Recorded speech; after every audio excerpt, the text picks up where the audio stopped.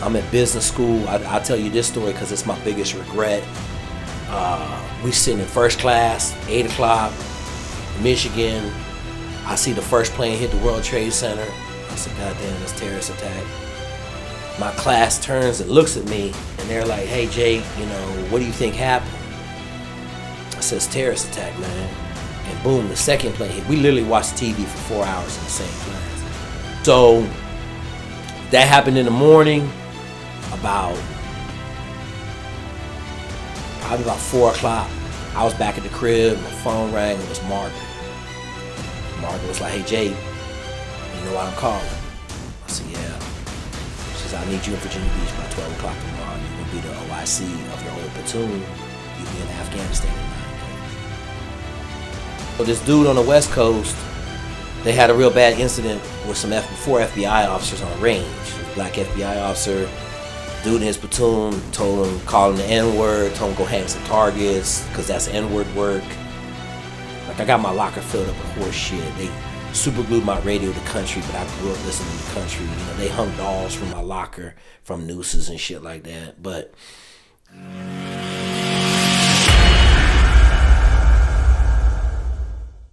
hey, what's going on, folks? Welcome back to Beyond the Beret. So today I have Jake Zweig. Dude, how do you pronounce my name? Zweig. On the show. I'm sure you guys know exactly who he is. I've been following for a while. You guys have been also. You guys have been asking for this. So here we are. I just wanted to bring him on, have him share his story, because I've heard bits and pieces of it, but not the entire thing. And then towards the back end, we'll ask him some of you guys' questions, because I had a poll going as far as question that the audience wanted me to ask you. So I'll go over those, and then we'll knock out a couple of segments so you guys have plenty of content to watch from Jake, right? So with all that said, Jake, I appreciate you making the trip, man. Absolutely. Thank you for having me, brother. Shoot. I just spent some time with one of my great friends from business school up in Durham, and we were talking about the responsibility and all that stuff. And then we were talking about just how, I was telling her about the time last October we was with the 25 Black SEALs. And I said, man, it was one of the most powerful things I've been around. So I want to be a Green Beret my whole life. So to come down here and talk to you is just fire, bro. Like, I was thinking about it on the car right down here. Like, I grew up on the A team. And B.A. Baracus, I had a mohawk like B.A. Baracus for 4 years. And I was like, yo, I'm be Army Ranger Green Beret. Grew up at 2nd Bat in Stillicum out there at Fort Lewis. I didn't even know First Group was out there, right? I just knew the 2nd Bat was out there. And I can remember, I had a bunch of E9s as dads. Like, my best friend's dads were E9s. Mr. Harris is a E9 regimental sergeant major. So he took his shirt off one time. He got 9 bullet holes across his back from Vietnam. Like, just a hard dude. But those are the role models I grew up with. But being a Green Beret, man, come on now.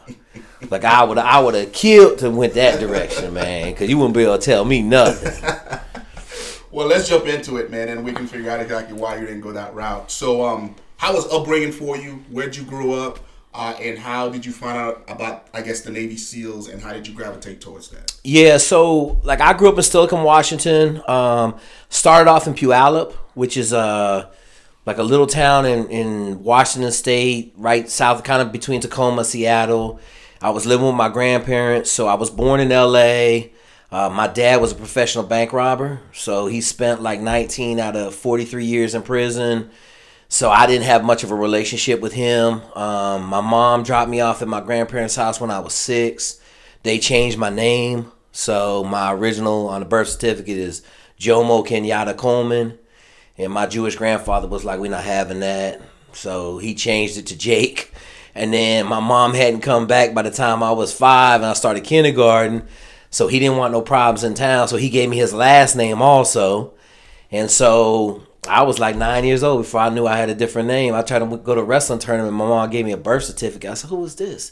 That's you, man. I said, no, that ain't me. My name is Jake Zweig. She said, no, it's Jomo Coleman. Don't worry about that. Just give him this birth certificate. So when I was 6, my mom started dating this dude named Bob who lived out in Stillicum. And, he did 4 years in prison. He murdered his first wife. Probably one of the most violent people I've ever been around, even in the SEAL teams. My dad like was violent. Like he was a violent dude. And it's funny now that he's passed, my sister is telling me more. Like I saw the 43-year-old version of him. She was telling me before that, like he was beating cops up, like he was going to jail every weekend, like he was really violent. So I tell people because my dad was a survivalist. Like my dad's fundamental rule was you better be able to go out in the woods and survive. So I was there as a first grader. I started school in Steilacoom School District, and then we started trapping. And we were trapping raccoons, beavers, muskrats, coyotes, you name it, we was trapping it. But back then, like a raccoon pelt was $60. So me being a money dude, I'm like, I started a little pest control business in town, raccoons and squirrels. I'll make $2,000-$3,000 a winter. So, but my dad was just big survival guy. I grew up in a boat, so I had a little 12-foot aluminum boat with a little outboard motor on it, and I could drive it all over the Puget Sound, like in the little fams that I had. But I tell people, like, I had a super country upbringing. We live on a 3/4 acre piece of land that has a creek running through it.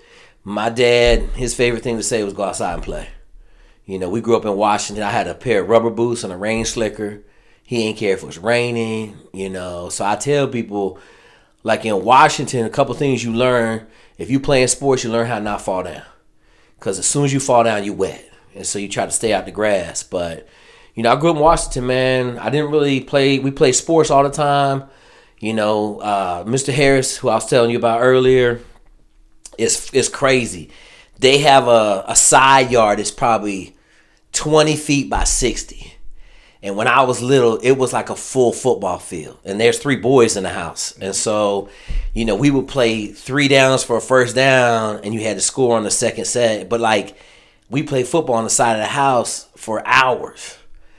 And it's like a little tiny, like, piece of grass. You know, like, I look at it now. I saw Mr. Harris in October, and I'm like, man. So I grew up, you know, military influence. All of my best friends. So Amma's dad, E8 in the Army, Elmer's dad, Army, Rob Strickland's dad, all of them were like E8s, E9s. Mr. Harris was regimental sergeant major, combat veteran from Vietnam.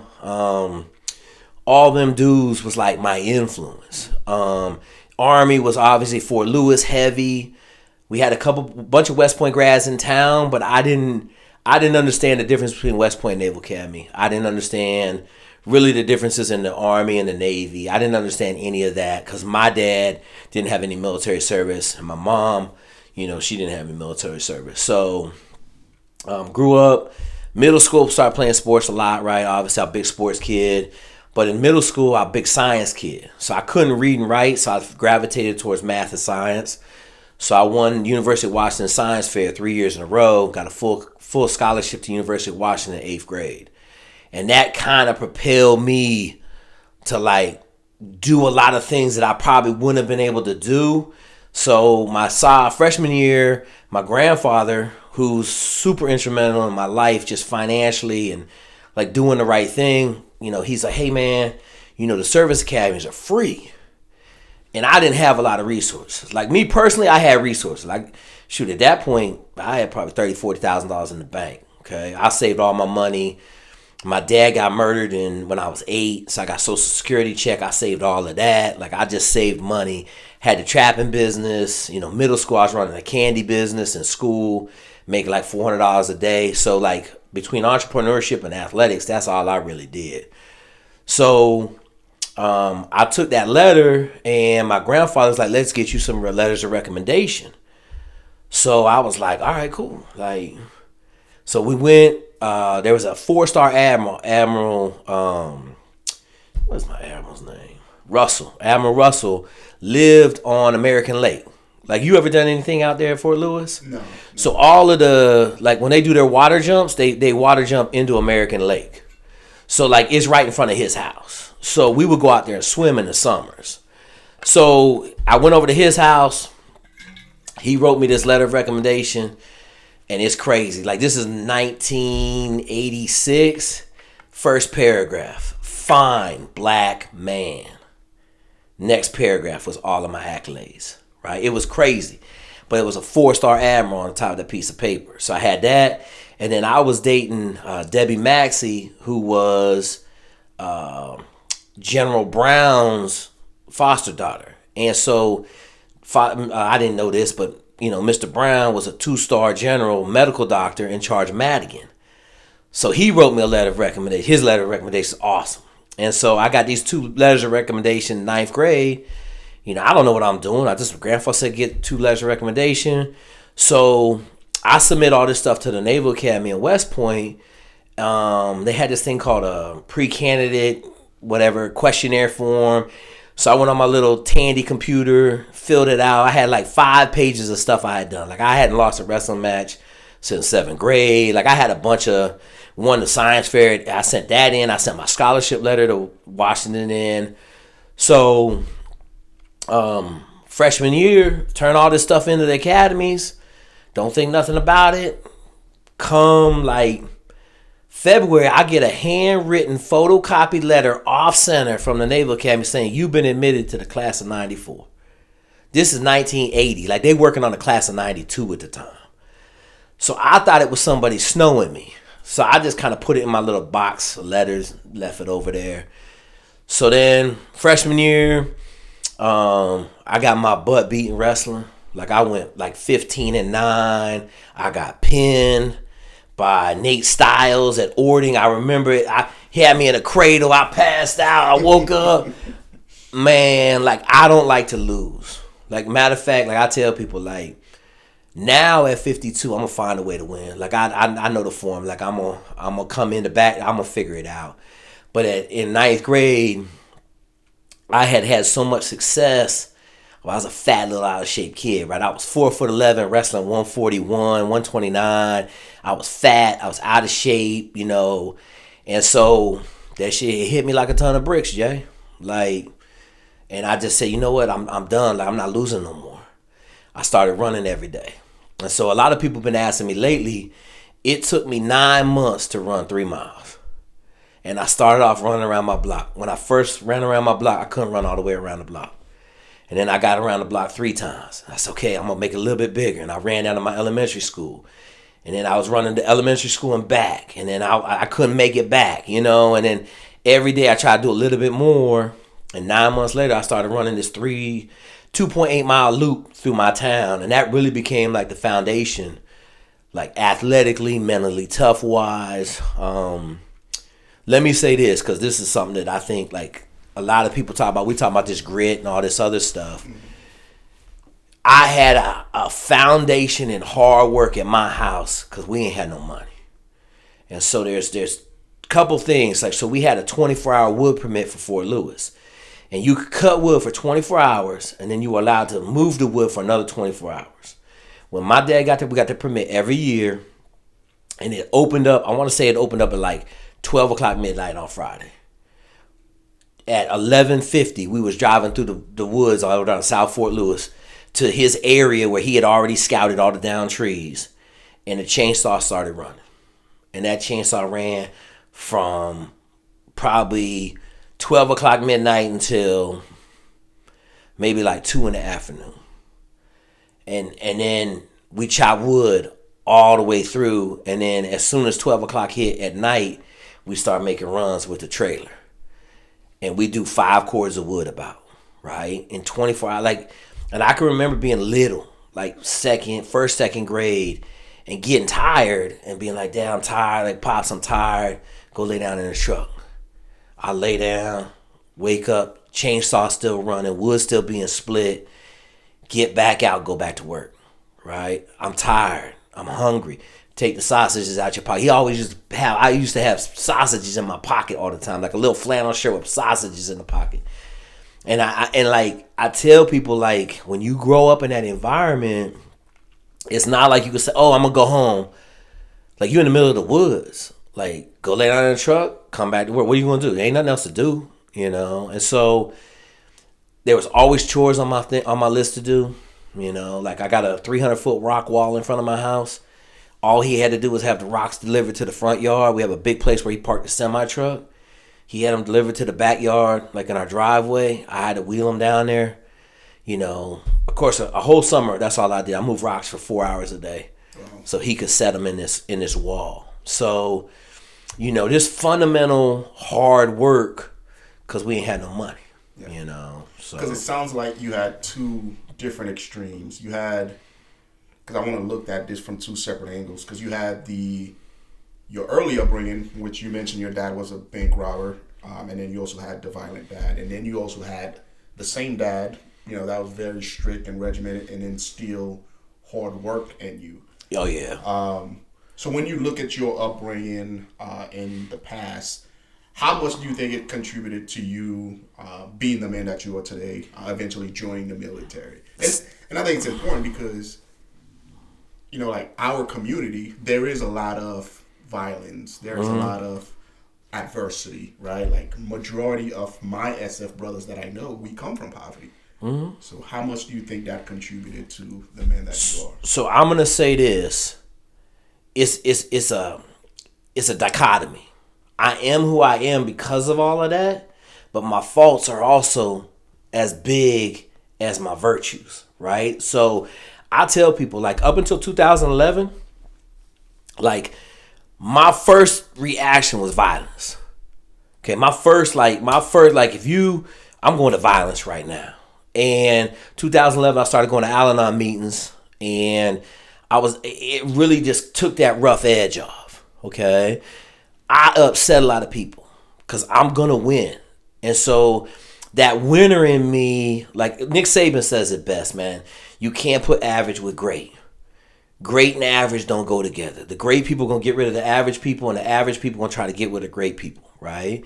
I'm not saying I'm great, but I don't lose. And so it upsets 50% of the people. Then you got all these enemies.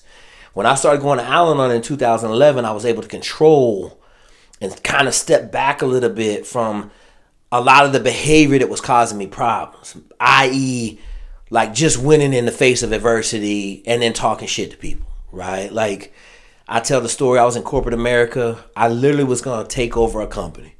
I literally had, over the course of 9 months, I had signed a bunch of contracts for stock options with these other people that were leaving. The share price was like $5.15, but they were paying you $2.90 a share. I had like 100,000 shares lined up. I only needed like 52,000 to be the number 2 shareholder in the company. I could have took it over easy at like 54,000. Okay, so the owner only had like 400,000, but I could get 3 or 4 board seats.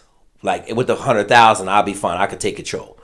So my boss, who was like smart, but like, you know, like he thought he was like the best thing since sliced bread. He was an E5 in the Navy submariner, so he's smart. He had like a straighter undergrad degree and some MBA from some boo-boo the fool school, and he was always talking down to me. And so I started getting these shares. I got to like 50,000 shares, and I passed him. I said, hey, man, I said, Mike, let me tell you something, bro. You the first dude I'm firing when I take this company over here in about 4 months.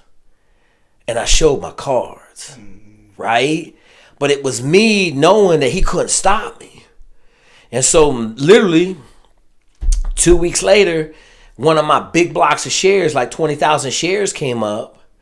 And the company was like, okay, you need to do these shares today. You got 24 hours to come up with a check for $200,000. I said, oh, I don't know if I'm going to be able to do it. And so my boss, Mike, came to me. He was laughing at me. You're not going to be able to do it, Jake. You're not going to come up with $200,000. But he didn't know I already had it all rigged up. Mm-hmm. I already had it set up, you know. So I made my calls, boom, boom, boom. And I went and got a cashier's check for like 201. And that was sitting in my desk. The next day, 3:30. Well, looks like you didn't pull it off, Jake. Can't do it. Hey, we're going to take these shares from you. I said, oh. Reached in the drawer. Hand him a check for 201. Watch the life go out of his whole body. Defeat. But see, what I did was I stole his whole soul. That don't help you win in the long run, right? Like, you can't crush people on your way up because you get too many enemies. So from an upbringing standpoint, Jay, I say this, like, my dad taught me how to win. My dad taught me how to win in a fight. My dad taught me how to be a fighter. I'm going to tell you world class. Like, this is one of them stories, Jay, that, like, I think back, man, and I'm going to tell you the whole story because it fundamentally, I was messed up. So I'm talking about freshman year of high school, 15-9, getting my butt beat. So I come into wrestling practice towards the middle of the season, and I got Larry Nelson, who's a big 190-pounder, played linebacker, used to shit his pants in games, like crazy dude, like crazy black dude. They used to eat ribs and chicken before games, man. It was shit his pants in games. It was shit his pants in games. Like, it was crazy, man. Like, Larry Nelson was like his own, like, he would come to wrestling matches dressed up as WWF characters. He had a robe, a belt. He would run out there. He had his whole entrance. Big, but he big black dude, 190-pounder, right? You had Mike Valentine, who was like this little Asian dude that was tough as shit. You had Tim. You had all these dudes that were like 2 years older than me. They were seniors and sophomores. I mean, seniors and juniors. So I come in the restroom, and Larry Nelson grabbed me, and they start doing WWE on me. I'm like 140 pounds. I ain't got no muscle on me. I had started lifting weights. Dog, they beating the crap out of me, man. Like, I'm talking about, like, beating the crap out of me. And so this goes on for about a week, 2 weeks. I'm coming to practice, dog. They holding me up. They giving me flying elbows. They, like, clotheslining me. Like, I'm talking about, I'm crying every day. So I was like, man, I can't have this no more, man. Like, I'm fixing to start killing some people. And I was fighting a lot then, but like I said, I was 5 foot tall, 141 pounds, not lifting weights. So, like, it became real apparent, like, if you ain't on your game, you'll get beat up. Mm-hmm. So I was like, all right, I'm done, man. So I hid in the bathroom. And I waited until one of them little dudes came by. I think it was Tim. Man, I jumped his ass, and I beat the shit out of him in the bathroom, okay? And then I went around the corner. We had a long locker room. And Mike Valentine was there. I snuck up behind him and punched him in the back of his head. He was a little unconscious. I started kicking the shit out of him, right? And so then I was like, man, I went out to practice. I'm like, I'm going to beat Larry Nelson today. I ain't had no chance to beat him. You know what I'm saying? And I went out there, and no one jumped me. And I was like, damn, all right. It kind of went away. Okay, they stopped messing with me. No more WWE shit. No more getting held up in the air and them dudes drop kicking me. They was drop kicking me, man. Like, it was crazy. Okay, so fast forward, and Larry Nelson went to the East Coast, Seattle, Washington. He was over in Spokane for like 20 years. Okay. So he was over there being a cop and some other stuff. He went to he went to Washington State on the other side of the state, right? It's like 5 hours away. I had seen him. So this is like 2010, 23 years after I'm getting my butt kicked at practice. So I talked to Bernard, one of my other homeboys, and he's like, hey, man. I said, hey, anybody seen Larry? He said, dude, he working at the Safeway right up the street. He run the produce section. I said, shit, I'm going to see Larry, man. So I jump in the car, drive. He was up there in University Place. Like 2 minutes down the road, I pull in the Safeway. Big ass Larry, probably 300 pounds, working in produce with his little vest on. I walk to him, Larry Nelson. He's like, oh, Jake. Give each other a hug. I said, hey, man. I said, how come y'all would beat me up as a freshman? He said, your dad asked us to beat you up. I said, what? He said, yeah, man. He never told you? I said, no. I said, tell me. He said, man, he came up to school. He said, he was sitting out in the parking lot after practice one day. He pulled me to the side. He said, Larry, he said, I need you to beat Jake up every day until he fight back. I said, what? He goes, yeah, man. He said, just beat the shit out of him. He said, he just beat the shit out of him until he start fighting back. He says he's soft. He ain't tough. That's why he losing. So I'm in the produce section, Safeway, right up there on Bridgeport, Washington State, Tacoma. I'm like, are you fucking kidding me? Like, I'm getting fucking destroyed at practice for 2 weeks. These dudes fucking me up. Got in my car, next stop, fucking Stilicham, Washington, my dad's house. Pull up at my house. My dad, you know, he older now. He in his 70s. He ain't got that fucking edge and shit. I pull up, hey, man, you had Larry and them guys beating me up in high school? I said, you know how fucked up that was? He said, that shit worked, didn't it? And I was just like, wow. I said, you know how bad they were fucking me up? He said, I don't care. I don't care. He said, look where you are now. He said, you were a soft ass freshman. He said, you ain't had no grit. You weren't had no toughness. He said, you had a good work ethic, but you were soft. He said, you ain't soft no more. Like, different way of upbringing. Yeah. Did you ever forgive him for that? Dude, because I'm sitting here and I'm like, I don't know. Because we're both fathers now, and I'm like, man, that's some fucking special operation type. That is right. Like, but like I'm gonna tell you, man. I'm not gonna say that flipped a switch for me, okay? But I'm not gonna say it didn't either, because right after that wrestling season is when I dedicated my life to winning a state title. And not being like out of shape no more. I started running. I started lifting weights. Like that was when I started lifting weights, because I was like, I'm weak. You know, like all of that stuff. But I think the 15-9 record had more to do with it. But as I look back, I'm like, yeah, man, that had something to do with it. You know, because then I realized, like, you better fight to the death in the beginning, because you can't just let it go on. You get your butt beat for 2 weeks straight. You know what I'm saying? Black eyes, lips split, bleeding. You know, shit, I had big bruises. They would. I'll never forget this. They were holding me up and drop kicking me, like running. Larry Nelson sprinting 2 feet in my chest and trying to see how far they can make me fly. Like, it was crazy. But so I turned, boom, started that's where I really kind of came of age. And then I got the letter of acceptance from the Naval Academy. That shit was in the back of the box. I started my sophomore year. I was playing football. I was still a nose guard little, but I was playing a little bit. I was on all the special teams.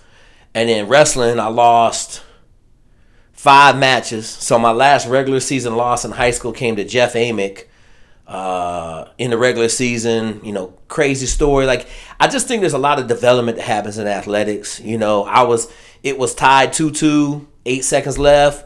I said, man, I guess I'm going to tie this dude. Dude hit a switch. I lost 4-2. That's the last regular season wrestling match I lost in high school. You know, like just another dagger in my heart to fuel me. Like that loss fueled me for the next 30 years. So now, how did you... Because it takes a different mindset. Because a lot of people... You know, especially in the space that we're in now, speaking to guys that want to go towards special operation, buds, SFAS. Yep.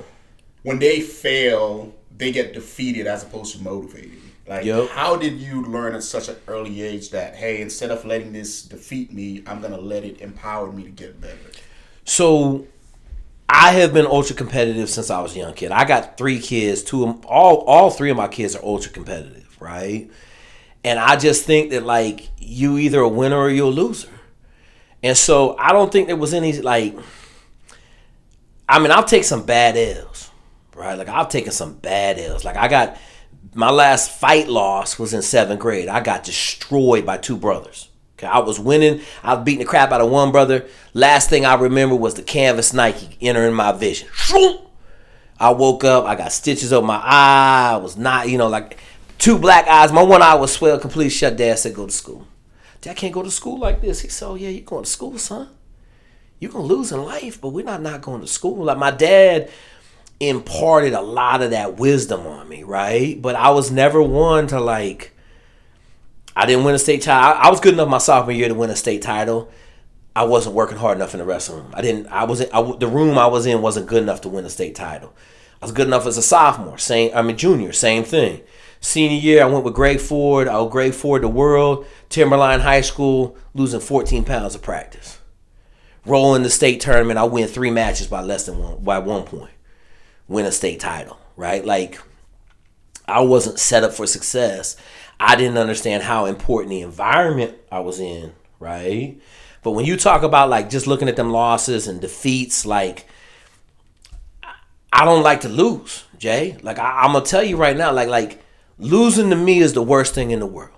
Okay, so I'm gonna give you a major loss. I'm gonna talk about a little bit more, and then I'm gonna get to this major loss at the Naval Academy. So, my sophomore year, I got accepted to West Point, and they sent me the whole admissions package. I was like, damn, maybe this letter from the Naval Academy is real. So I called the Naval Academy. Long story short, I had got admitted. I was the 3rd person in the class of '94. It was crazy, whatever. So I got admitted to 3 colleges in my sophomore year of high school. And the thing was, like, at that point, I knew I was going in the military. Like, there wasn't no question. I wasn't trying to do nothing else. I was going to be Army Ranger Green Beret. And at that time, Top Gun came out. I would go fly planes, right? Like, I had flown as a kid a little bit. I was going to go fly planes. So, fast forward, you know, I had lost my senior year. I mean, my sophomore and junior year in states. Went wrestle at Timberline. I took action to make sure that whatever I was doing was different than the past. Like, if I didn't get the result that I wanted to see doing what I was doing, I made sure I changed my approach. And I think a lot of people, they're not willing to change what they're doing, right? I just saw this awesome dude from Delta. I shared it on my Instagram. It was awesome. He said, listen, and I have, so we operate on 4 axioms. Every day is Tuesday, okay? Tuesday's one of those days of the week. I don't care what's going on. You don't care what happens on Tuesday. You work late. You come to school, work early. Tuesday's just one of them days. You don't care if boss man tell you at 5 o'clock, hey, we got to go, we got to go make some K-Ducks out of, for this drop tomorrow. We don't care. So every day is Tuesday. I'm gonna prepare for tomorrow like tomorrow is the Super Bowl. So I'm gonna prepare today like tomorrow is my crowning achievement in life. I'm not ever gonna show up to tomorrow unprepared. So today I'm gonna give the extra time. All right, and then I'll be 400% prepared for every test. And then obviously the first one is I'll die before I quit. I got them out of order, but the first one is I'll die before I quit. Okay. But the 400% prepared axiom gets a lot of people. And they're like, well, what do you mean? So I just had a phone call last night from one of my dudes at Bud's. And he asked me the worst question you could ever ask me. How do I know I'm ready for second phase and pool comp, right? Like one of the hardest tests, 50% failure rate of SEAL training is pool comp. You get in the water, they beat your ass. You got to solve all these problems. I said, what do you mean? Like, how do you know you prepared? He was like, how do you know? I said, are you doing your 3 hours every night? He got quiet. And I've had this young man for 4 years. I said, are you kidding me? Like, you're not 400% prepared? He was like, nah, man, like, I'm doing my time. How much time are you doing? Well, I'm doing about an hour a night. Well, then you're going to fail. Are you doing your 4 hours on Saturday morning, your 4 hours on Saturday afternoon? No, I'm not doing that. Right? Individual doesn't want to be prepared 400%. Mm-hmm. And see, that's where I think a lot of people, the guy from Delta said it best. He said, I try to go to every selection and I want to have done 200% of everything that's going to be there. He said, I went to CAG selection. It was easy. He said, I read 4 books in CAG selection. He said, everybody else was dying. He said, I had done a 100-mile road march. He said, I tried to do 100 miles in 18 hours. He said, because I knew I had to do 50 miles in 18 hours. He said, I tried to get 100 miles in 18 hours. And I was sitting there and I'm like, yep, that's it. He called the selection easy because he was massively overprepared. And he said exactly what I hear a lot when I get my people ready. You overtrain. I said, listen, man, I can only tell you what is printing. Like I tell everybody, I got a printer, right? I print special operators. And people are like, well, how can you say that? I said, because if you follow what we've laid out, okay, and I didn't make it. I got it from the Naval Academy, 97, okay? If you follow this program and you don't quit, you're going to be successful, okay? And they're like, well, how do you say, but you got too much volume. I'm like, okay, running and rucking 75 miles a week, you're going to have to do 75 miles a week for 52 weeks at Buds. Like, that's what you're going to do. So if you haven't pushed up to that 75 miles, stress fractures is probably 25% of the injuries in SEAL training, right? People getting lower extremity stress fractures, okay? You can't prevent that if you ain't been doing the volume, right? Same thing with the swimming. Everybody's like, you got to swim in 25,000 meters a week. I said, wait a minute. Do you know a college swimmer swims 8,000 meters a day?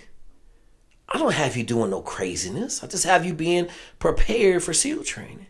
And so I think that a lot of people that, want to look at like my background, your background, and they sit there and they say, well, man, I don't have that background, but then they don't even do the work to prepare, right? So back to your question. So my junior year of high school, I kind of started leaning towards the Naval Academy. And this is the craziest stuff in the world. I'm around all these officers from West Point. Not one person in my town pulls me aside and says, hey, man, let's talk about the two differences. Okay? My parents, and this is crazy because I just asked my mom. My mom passed away in March. I had just asked her like 4 years ago when she started getting dementia. I had some questions I wanted answered. And so I asked her some crazy questions. I got some crazy answers. And then I said, hey, Mom, I said, when I got into the Naval Academy and West Point and University of Washington, I said, how come you and Pops didn't give me any guidance? I said, I got to the Naval Academy. I'll tell this. I got to Naval Academy. I didn't know I was joining the military, bro. I showed up the first day of Naval Academy. I was in shock, man. Because I thought I was going to college for 5 years. I got them to send me to prep school because I thought I could learn how to read at prep school.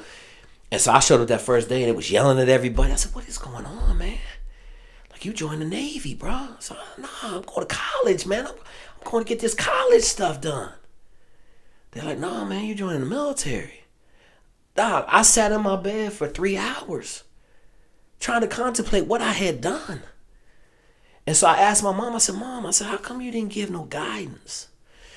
She said, it's interesting you say that. She said, for all of my faults in my house, there was a lot of virtues, right? Like my dad had a 4.0 in mechanical engineering at the University of Washington for 7 semesters. And he dropped out of school and drove truck drunk, fought every day, went down a bad path, right?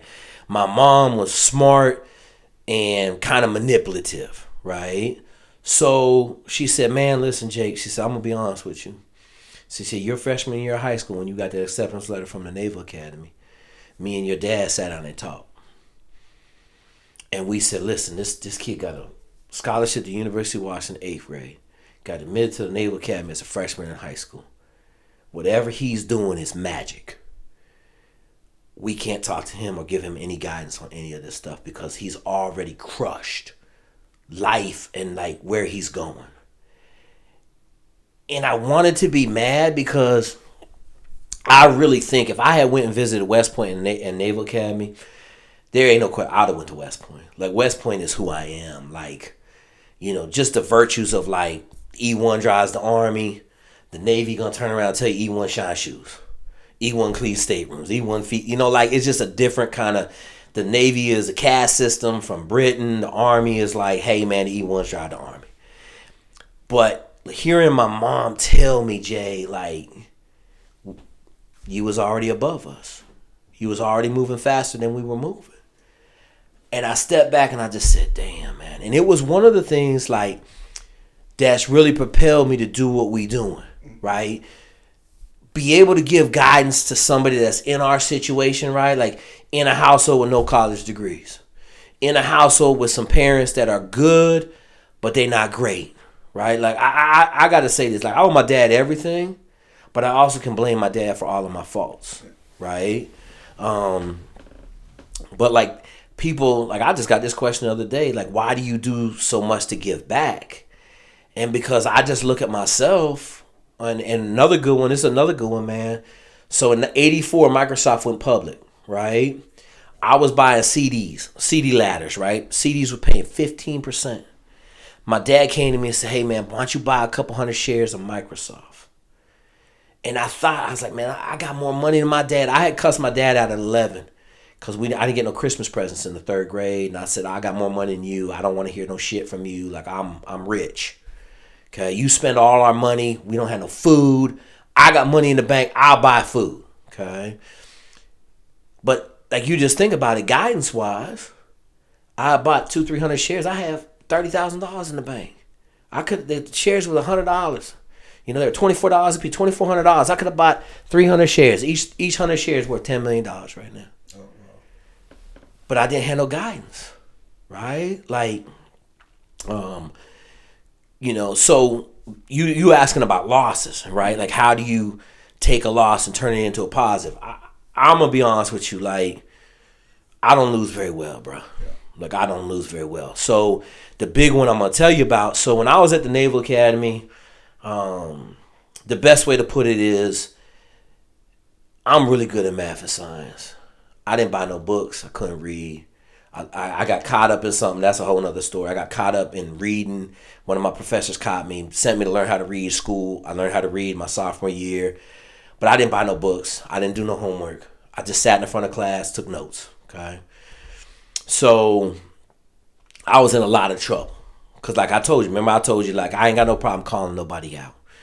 So my freshman year, I had a female company officer, 04, and she's going to come back around in the story. It's crazy how the world works, but she's going to come back around in the story, and she had it out for me, man. She was a dog. Like I realize now she was just doing her job, and she turned out to be an awesome officer. I loved her. But like at the Naval Academy, I was just in a place of immaturity. I had a 3.0. I was traveling on the football team, and you couldn't tell me nothing, bro. Like, I stopped cutting my hair.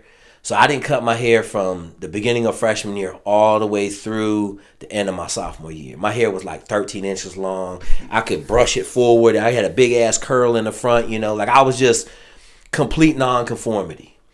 And so she called me in her office one day. Here I am, a freshman at the Naval Academy. She a 04 in the Navy. She yelling at me.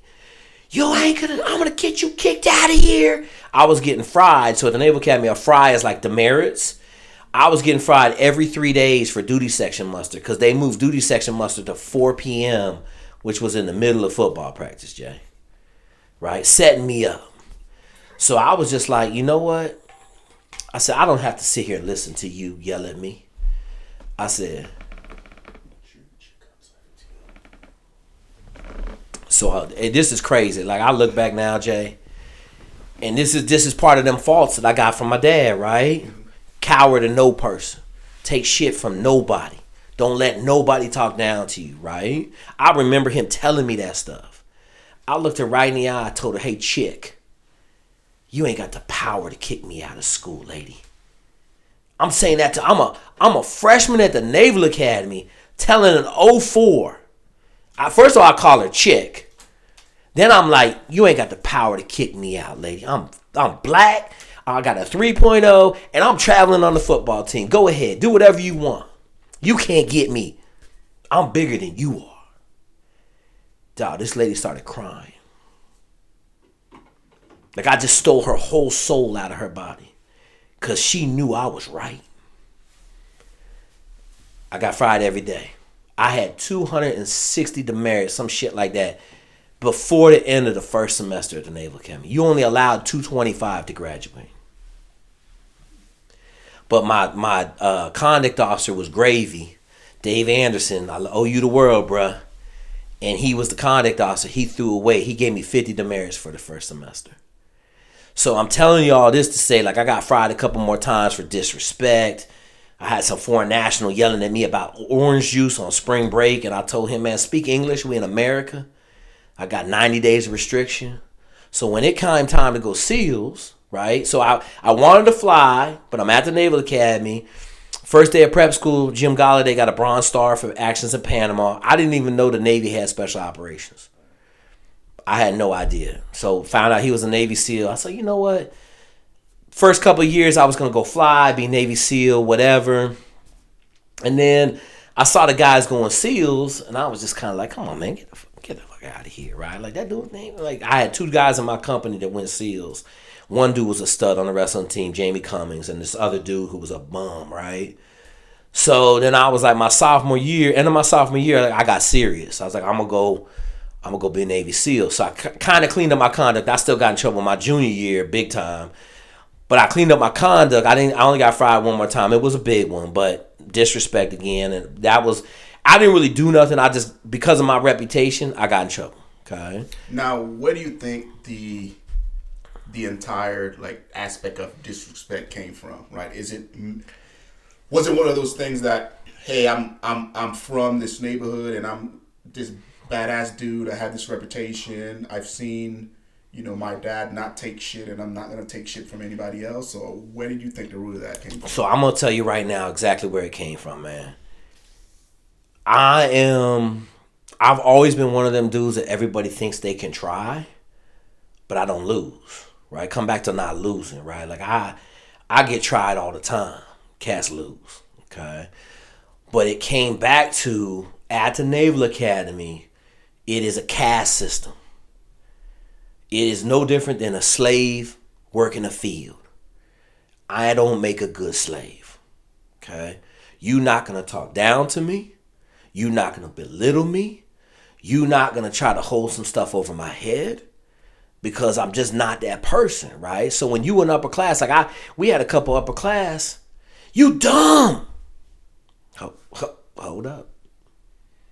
Like, I got a 3.0 and I ain't studying, I ain't got no books. You're not going to call me dumb, homeboy, right? And see, for me, that's kind of that, like, I didn't conform. I'm not a conformist, right? Like, I'm not, and I'm at maybe one of the most conforming places in the world, right? I'm at a service academy, and for the first 3 years, I didn't conform at all.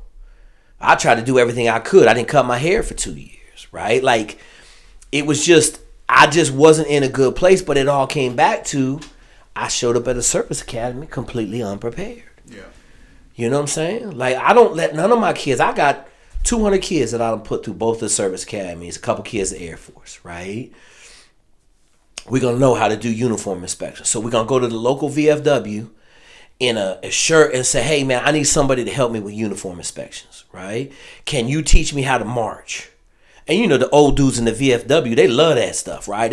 You going to Naval Academy? Oh, man, come here. Hey, all right, here's a gig line. They going to teach them everything they need to know.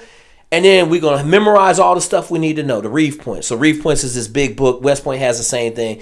Big books, General Orders of the Century, the phonetic alphabet, flag, all that stuff. We're going to learn all that stuff before we show up so we can be prepared, right? I showed up. I didn't know I was joining the military, Jay. So it was crazy, right? Yeah. Now, here's what I'm going to tell you. I said all this to get to my junior year. I was mad at football. Okay, we 1-10, and I'm not playing. But I scored 2 touchdowns, a safety, and had 5 sacks and 8 tackles for loss in a game against Fork Union on JV. And I'm not good enough to play. Okay, I had this racist-ass bum coach who said he would never play me because I was 5'7", 240. I was too small to play Division I nose guard. So I lost 60 pounds, and I went and wrestled that year. And I did good. I lost my challenge match, and then I came back, and I wrestled. I hadn't wrestled in 2 years. I was good, but I wasn't college good. But what happened was, because I went to the wrestling team in the beginning of the summer, I started running like 10 miles a day. I was wrestling every day for 2-3 hours. Like, I was getting back into it. So when the screener came up for SEALs in October, I rolled in that mug and I dropped fire with 0 preparation. I was swimming at night a little bit, but I realized later on I wasn't swimming right. Like, I was just swimming. So I showed up to the screener, man. When I say I shit stomped that shit, Jay, like, cats was like, oh my God, like, where did you come from? And so we had this dude in my company that ran 7-minute mile and a half, swam a 7-minute. He quit on Saturday. Everybody in the company was like, that's my dude. He gonna make it. You ain't gonna make it. I was running laps around the formation, singing jingle, jangle, jingle, jingle, jangle, jingle. And I was running laps around the run formation. Like, it was crazy. Like, I look back on it, like, to show up to a selection, not have any idea what you're going to do, and literally just laugh your whole way through it. So I ended up finishing second, right? I really finished first, but they wasn't going to give it to me because my reputation was just, it was too bad. Right now, you and I, if I had to go to Naval Academy, that's the dude I'm picking. Yeah. The guy that ain't conforming, the guy that find a way to win. Like, that's special operations. That's it. Like, that is what we're looking for. But see, I was at the Naval Academy. I was black. They ain't like that. I was a varsity athlete. They ain't like that. I was arrogant as fuck because I had great grades. They ain't like that. Okay. So long story short, I was the first black qualified SEAL in 5 years. So here I am. I'm like, shit, that can't stop me. I'm going to SEAL training, bro. So boom, we put our preferences in senior year. I didn't get to go to mini buds because I had to take 2 summer schools, so I didn't go to the summer. Like, and it's really just a gentleman's course then. Now SOAS is an animal. SOAS is hell week for a week. It's real deal. So I put my preferences in SEALs first. I'm gonna drive ship second. Right at that point, I'm going SEALs. Like, you ain't gonna stop me. So you can go straight out of the academy. Yeah. So back then they was taking like 16 billets a year. There was 21 guys in my class qualified. So only 21 people qualified to go SEALs. They were taking 16 and 1 alternate. During the war, they was taking 55 dudes from the Naval Academy. But they also had 130 qualified. So it got harder. So when I was there, no one knew nothing about SEALs. Like early 90s, like, and everybody at the academies were terrified. Like the Naval Academy, cats thought that was like the holy grail, and nobody wanted to go do it. Like the water polo players, the wrestlers, those were really the 2 sports that just fed a ton of people to the SEAL teams, right, officer-wise. So come out, October comes in, we sitting there, the preferences come out, but the SEALs find out a week before. I ain't get it. Okay? I ain't get it. This shit stung so bad, right? Why didn't you get it? So I'm going to tell you the truth, man, and I'm going to call this dude out, man. Commander Warrenbeer. Got told later on, dude's 100% racist. He said, you was the number 1 candidate. And he said, no, we're not taking him. He's in too much trouble. He found a reason. Now, I'm going to say this. It was 100% my fault. I gave him all the ammunition he needed to shoot a hole in my chest. Right? But I got told later on in the process, man, there was a whole bunch of people saying, you crazy. That dude is special operations. How can you not select that? He finished first. Right? And at the time, I didn't know any of this. Okay? So you talk to me about how do you deal with defeat. Okay, I told you, I don't deal with it well, bro. I'll be the first one to say I'm a bad loser, bro. Bad.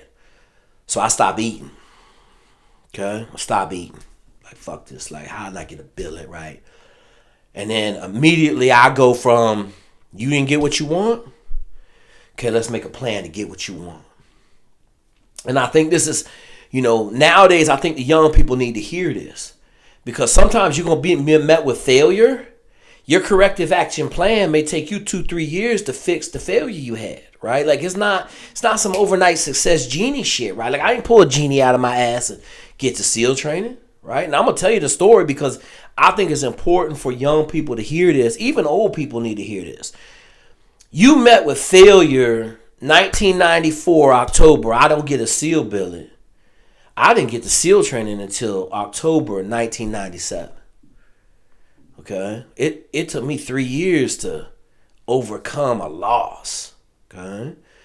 But, so I stopped eating. And I say I stopped eating because a lot of times when shit go wrong, I stop eating. Okay? Like physically eating food. I don't eat nothing. I ain't eat nothing. So for 3 weeks, I ain't touched no food. For 3 weeks in my brain, I just worked on my plan. Okay?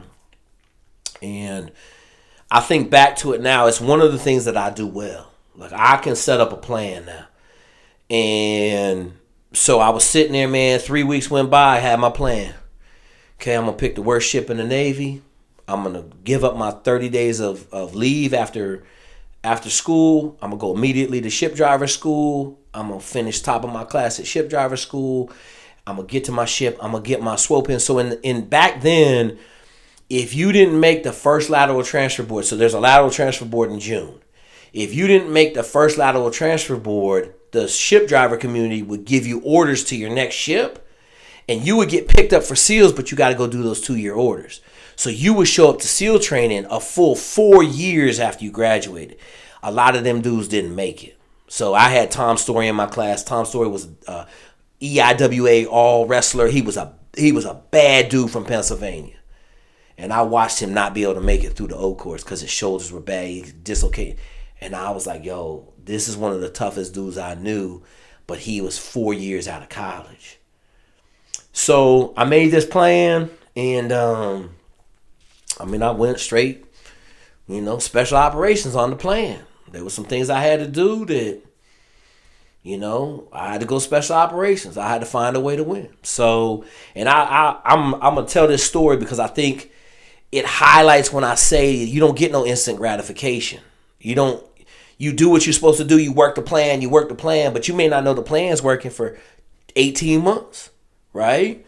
So I came up with my plan. It's okay, here it is, let's roll. I got to pick the worst ship in the Navy. I did a lot of research. I went over to the leadership department. I pulled out the deployment schedules. I pulled out all the ships. I looked at it all. There was 2 winners. There was the worst ship in the Navy, the USS Merrimack out of Norfolk, deploying in October. And there was another oiler in San Diego, but it was deploying in February, some time frame like that. Those were the first 2 ships. Every other ship out of 300 ships on the board, they were all deploying the next year, a full year and a half after I was going to graduate, they were going to deploy. Okay. So I said, well, I got to pick the Merrimack. I got to pick this ship right here. I said, okay, we're going to pick the Merrimack. All right. So I picked the US. So I go to ship selection. I'm 500 in my class. This is the craziest thing in the world. Academically, I'm 500 in my class. Military performance, I'm 1036, and there's only 998 people in the class. I'm below, they got people that got kicked out, and I'm still below them. So, but for ship selection, I was probably in the top quarter of the people picking ships. So when I got up there was still a bunch of cruisers, and in the Navy, things with guns on them are prestigious. So I got up there. I walk up to the board. I picked the USS Merrimack. Captain said, what are you doing, son? So I'm picking this USS Merrimack, man. This is hot. No, you ain't. You ain't picking this ship. You're going to ruin your naval career before you even get started. Go over there to the holding tank. So here I am in the holding tank, right? They come back, you ready to pick? Yes, sir. Walk over there, pull the Merrimack. He said, put that back up there. He said, I'm going to pick a ship for you. I said, sir, this is my service selection. I said, I would prefer to pick the ship I want. He said, you know what? You want to kill your naval career? Go ahead. So I picked the USS Merrimack, right? Now, in my plan, I know the plan. I'm not going to tell them the plan, right? So, pick the Merrimack. I'm going through the receiving line. This is how the admirals and the dudes doing me. Grab your hand and shake it, just throwing it to the next dude, looking at me in just utter disgust. Because of the ship? Or? Yeah, because of the ship, right? Oiler, no guns, just bad. So I'm sitting there. Got you. So I go back to my room, right? My 2 roommates know the plan. And they're just dude, you picked that ship? I said, bro, we running now. We running. So the next semester, and this was something, man, there's some motivating factors in life. So the next semester you get, there's a class, it's a pro dev class, that's where you're going. So I'm in ship driver school. So we driving around on these YPs, these 104-foot boats, right? And I'm looking over there, motherfuckers rappelling out of 46s, man. They doing rappelling. I'm I'm coming for y'all, man. I'm over here on this boat, but I'm coming for you. And I remember it was yesterday, man. It was so motivating for me. I was just yo, I'm going to run these dudes down, man. I'm gonna run them down. They were over there doing cool guy shit, right? Rappelling. They was helo casting on some days. I'm like, yo, that's who I am. So fast forward, I'm in this class and I'm trying to go to SWAS, the ship driver school. So we graduated on the 30th of May. There was a class starting on the 1st of June. So we graduated on like a Thursday or a Friday. There was a class starting that next Monday. So in the middle of my senior semester, I had to hatch a plan to get to this ship driver school the first day, right? So, I tell you, I'm unconventional, bro. I'm gonna do what I got to do to win. So I went over to the leadership department, and the guy that's in charge of schools, I said, hey, man, when's so-and-so going on leave? They're like, oh, he going on leave, right during spring break. So, all right, cool. So during spring break, I broke into his office, and I called the detailer, and I said, "Hey man," I said, "I got my shipment Zweig sitting here. He want to go to ship driver school June 1st." And the guy was like, "What? The fuck is wrong with that guy?" He said, "I don't know, man." So I'm imitating the leadership, the 03. I say, "Hey man, I don't know what's wrong with him. He been in my office for 30 minutes. I try to talk him out of it. I don't know, man. He want to go June 1st. He said he fired up. He want to get there." So the guy was like, "Man, shit, I'll make that happen right now." He said, "What's his social?" So I said, "Hey, man, Jake, what's Midshipman Zweig, what's your social?" So I said, 549, blah, blah, blah, blah, blah, blah, right? So you're role playing. I'm role playing. I'm in his chair in his office, right? It's spring break. Ain't nobody at the Naval Academy. I done broke into his office, right? So the detailer's like, done. Okay, done. Got him. He going June 1st. He said, "Man, tell that kid he's stupid, man. Like, the Navy is a long time." I was like, "Yeah, man. I tried to tell him, man. But thanks, Joe." Hung the phone up, right? So I walk up out of there, and I'm like, okay, first, right? We checking down the boxes that we done made. We going to ship driver school June 1st, okay? So my plan was your PST, your physical test is good for a year, and I knew I was going to a ship. I got to take that test while I'm in ship driver school. So I came up with the same plan that I give to the young men now is the plan that I ran on. So I was working out like 7 hours a day. Ship driver school was hard. I had to learn a lot. Studying, sleeping, that's all I did for the first 7 weeks. So I'm number 2 in my class. I'm murdering it. Because my mindset is, the more I learn right now, when I get to my ship, the better I'll be. Right? So like everything was like applicable to the final goal of getting picked up in June. Okay. So during that second semester, I'm going. My sponsor, so I had a Marine 04 that kind of took care of me because he found me at Thanksgiving. I didn't go home for Thanksgiving, and he became kind of like my surrogate, like reasoning board. And he was awesome because he'd be like, "Why are you in trouble again?" And so he was in the office with Margaret. Margaret was the community manager for SEALs. Old gruff lady. She was awesome. Okay. So I go, he's like, "Yo, we're going to go meet Margaret." So I sit down with Margaret. She's like, "Jake, you got screwed." I said, "Well, that's fine. We good." She's like, "When your package hits my desk, I'm picking you up. So as soon as you get your package to me, I'm picking you up." That's all I needed to know. Right? Like, okay, cool. Now I'm going first. I met with Margaret somehow. She runs the whole community. She's been running the community for 30 years at that point, since 1970. This, like 30 years. All right, cool. Boom. She blessed. Boom. All right, we good. All I got to do is get my package in. So I go to ship driver school. I work out 7 hours a day. It's like the end. We're in the middle of school, but I'm at the end of my training cycle, and I want to lose, I'm trying to lose like 15 pounds so I can run faster, right? I don't realize how good a shape I'm in. So I start my program on Sunday to start losing weight. And so I've already lost like 10 pounds in like a day. I'm working out 7 hours a day, Jay. I'm running and lifting in the morning. I'm swimming at lunch for an hour and a half and running. And then I'm doing a second swim after work. And then on Monday, Wednesday, and Friday, I'm doing a speed work in the nights. Like I'm getting it. So I lose this weight, man. I go on my 5-mile run Thursday morning. Halfway through the run, I'm like, oh man. And I had heat stroke in Gitmo, and so I knew what heat stroke was. But it was the morning. It was still dark, and I was like, oh man. And I never stop when I'm running. Like I don't give a shit. And I stopped and I started walking. And I was like, oh man. Like I felt the demons coming, right? I was like, oh shit. I'm like, I gotta get home, man. And that was the last thing I remember.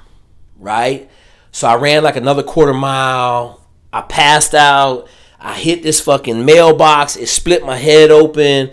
I fell into the middle of the street, like 45 mile an hour. Like these cars had to swerve around me.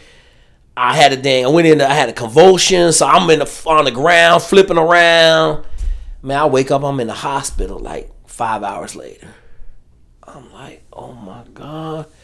So they're like, what happened? I said, listen, I stopped eating a couple of days ago. I'm working out 7 hours a day. I was trying to get down to 170 so I could run faster. I was trying to get down to 175, 180. And they were like, well, man, we got to put you through the full military workup. So I'm like, oh God, like I'm messed up. So I got pulled out of ship driver school, but this is Tuesday, and all I can think is I'm in the best shape of my life. I got to take the PST. So I'm on limb due, okay? I called a SEAL at the swimming pool. Hey man, I'm ready to take my PST. He said, you sure? It's 100%. So the doctor hooks me up with a heart monitor. Like all them wires, I go home, I sleep, I got resting heart rate of 34. I'm like, I'm fucking ready, bro. I'm gonna crush this test. Now, mind you, I just passed out on Tuesday. Okay? So Thursday morning, Tom Shear and Mike Santamore paces me on the run. Tom Shear paces me on the swim. I swim a 8:07 and I run a 8:46. I had never broken 9 minutes in a mile and a half. And I just passed out on Tuesday. So I threw down 5, did 125 push-ups. My sit-ups always suck. I did 81 sit-ups. I did 23 pull-ups, right? But I had a plan. When you swim first, you get out, your hands are wet. Had some pine tar. I went and got pine tar off this tree and covered my hands in pine tar. Stuck my hands on the pull-up bar like this. It's like, yeah! Ripped out them pull-ups. My hand was stuck. My hands had pine tar all over them. I'm running. My fingers stuck together. But it was all in the plan, right? So I get out of ship driver school middle of August. No. Get out of ship driver school middle of September. Report to my ship. I had bought a house on that 3-day weekend. At the end of I bought a crib in Virginia Beach. Pulled up, man. Reported to my ship. Like I got there on Friday. I reported my ship like Saturday. Okay, and I'm gonna tell a little bit of the story because I want the young people to understand, man, that like. You got to have a plan. You got to work the plan, but it ain't instant. Like it's not like you're not going to get that reward immediately. So I showed up to my ship. Who do you think my captain was? Was it the lady? CO, the lady I called Chick as a freshman was the captain of my ship. And I immediately said, oh my God. And I said, I got to find a way to win. Like I'm going to win. So, and this is one of them things that I look back now, I was working on a different level. I didn't realize it, but I just was. So to get qualified in the Navy, a lot of times there's a watch schedule, right? So we have, like we underway every 4 hours is a watch. And to get qualified in a lot of the stuff, you have to stand every watch once, twice, 3 times. Like it just depends on the qualification. But the in-port duty section watch, so the officer of the deck is the guy that controls entrance and exit, like kind of like a gate guard in the Army, right? So for that job, you had to stand every watch on a 24-hour cycle. So I checked in Saturday morning. They're like, hey, man, go home. You good. Ain't nothing to do. And I had the PQS book. So there's this big book. You got to get all these signatures in, right? Normal person, it'd take about 18 months to 2 years to get it done. Okay, normal person. Okay. So I flipped to the officer of deck qualification and says you got to stand all these watches. I said, look at my watch. It was like 10:30. I said, all right, let's get this party started. First day on the ship, I've been on the ship for 2 hours. Ain't got a stateroom, ain't got nothing. I'm in my dress whites. Roll down there. One of the cool ass, later I learned, but one of the cool ass chiefs has the watch from 12 to 4. He said, who are you? So I'm the new ensign, just checked on board. He said, what are you doing here? I said, I'm standing under instruction. Right here in this book, it said, I got to stand this watch. He said, okay. He said, let's run through the flags. Because I had studied and learned all the information in school, I knew all the flags. He said, give me the phonetic alphabet. Boom, gave him the phonetic alphabet. He said, damn, okay. So I stood the noon to 4. Then I stood the 4 to 8. Then I stood the 8 to 12. Then I stood the 12 to 4. 12 to 4, I was a little tired, right? I've been on watch since 12. But I kept getting them signatures. Boom. First day. Boom, boom, boom. So I remember I went home. No. I went and slept in my truck from 4 to 8. And then I got up at 8 and I stood at 8 to 12. So this is Sunday. So the only watch I had to stand was the 4 to 8. So this is all happening on the weekend. Nobody even know I'm there. Nobody know my name, nothing. So Sunday night, I stood the 4 to 8. So Monday morning when everybody came on the ship, I said, hey, I'd like to take my officer to deck board. Everybody was like, what are you talking about? Right? So my first lieutenant was a cool-ass baseball player from the Naval Academy. All the officers on my ship had been fired except the XO and CO. My ops officer, and I'm going to tell you, there's a backstory to it because it's funny, because my ops officer is now at the Naval Academy as a 06, and he's a bruh, he's an Omega. And so, like, my midshipman on the yard, like, he told them the story of how this all happened, and his story rendition is hilarious. So, the chief that I stood the first watch with stood up for me, said he ready. So everybody was like, what? So the captain was like, same captain. Like, let's give him a board.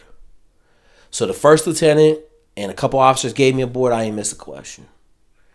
So then, boom. So then they went to the captain. Captain called me in, gave me a board. I ain't missed a question. She said, you know what? Congratulations. You now officer of the deck import qualified. So I was just like, all right, cool. Like, this ain't gonna be bad. We're gonna get this. So then we walk it out of her stateroom. First lieutenant's like, go relieve the watch. What you mean? He said, bro, as soon as you pass a board, you go stand the watch. It's the reward. So literally 36 hours after I get on board the ship, I'm officer of the deck import. Standing there, boom, like, shit, okay. And that really fueled me to, like, go on gas, bro. Like, just straight fire. So I banged that out. I got my division like Tuesday. They put me on the watch bill, but I was already qualified. So then it just rolled downhill from there because I put my foot on the gas. I was driving 100 miles an hour. So I would come to work at 4 in the morning. I would work on all of my qualification stuff until about 8. We go to quarters at 7. I work on all my stuff. I work on my division stuff for a couple hours in the morning. Then I'll go back to qualifications. And then when everybody went home about 4 o'clock, I go back on qualifications. Shit, most of the times until 12 midnight. Like, that was kind of like 12 midnight, 1 o'clock. And then my big days of work. Okay, and I'm telling you this because I want these young people to understand, like, I didn't just show up and make it happen. Like, I did the work. So on the weekends, we had a steam plant. So a steam plant, the engine room is really hot. And so one of the things that you have to do is you have to trace every pipe in the engine room, and you have to make a pipe trace. So you have to be able to follow the steam, and you got to draw a big map and all this stuff. But underway, I mean, shit, it's 115 degrees in there. So when we were in port, Saturday morning, I would show up to work at 4 a.m. Saturday morning from 4 a.m. to 12 midnight, I was in that engine room, banging it out. Boom, boom, boom. The engineers would be like, yo, what are you doing? I said, man, I'm trying to get this tracing done, got all the tracing done. But what I was doing is I was learning the engine room. I was learning the steam flow. I was learning the desalination process. I was learning everything I had learned in school. Like, now I'm in there in my zone and I'm grinding. Okay. Sunday was my day off. I went to work at 12 o'clock. I worked from 12 to midnight on Sundays. That was my day off. I got to sleep in Sunday mornings, but I still went to work on Sundays. So this is just wash and repeat, wash and repeat, wash and repeat. So here we go. We got underway one time. I got a couple qualifications, like kind of some signed off stuff. And I said, I'm going to get my SWO pin in 1 year. So we get underway in October. My captain was telling everybody she didn't know who I was. She said, I don't know him. I don't remember. I talked to her one time. I said, ma'am, I was in your company. She said, I don't remember you, Jay. Did you believe her? I believe, I was, so I'm a guy that's, I'm kind of a straightforward guy. So I was just kind of like, how is that possible, man? Like, I kept saying to myself, but it had been, she was only my company officer for the first semester. So it had been 6 years at that point since I had seen her before, right? Like 5 years. So it had been some time, but I was kind of like, well, all right. At that point, I couldn't worry about that. Like she let me do what I do. She gave me officer to deck. Like whatever is going on, I just can't worry about it, right? So, dude, I'm chewing through these qualifications. We underway, going on deployment. I'm getting unreps, so we pump gas to other ships. I'm knocking this stuff up. Boom, boom, boom, boom. So, in the middle of December, first lieutenant come and say, hey, man, captain says it's time to make you the officer of the deck. So officer of the deck in port just is like a gate guard. Officer of the deck underway is you running the ship. Like you in charge of the whole ship.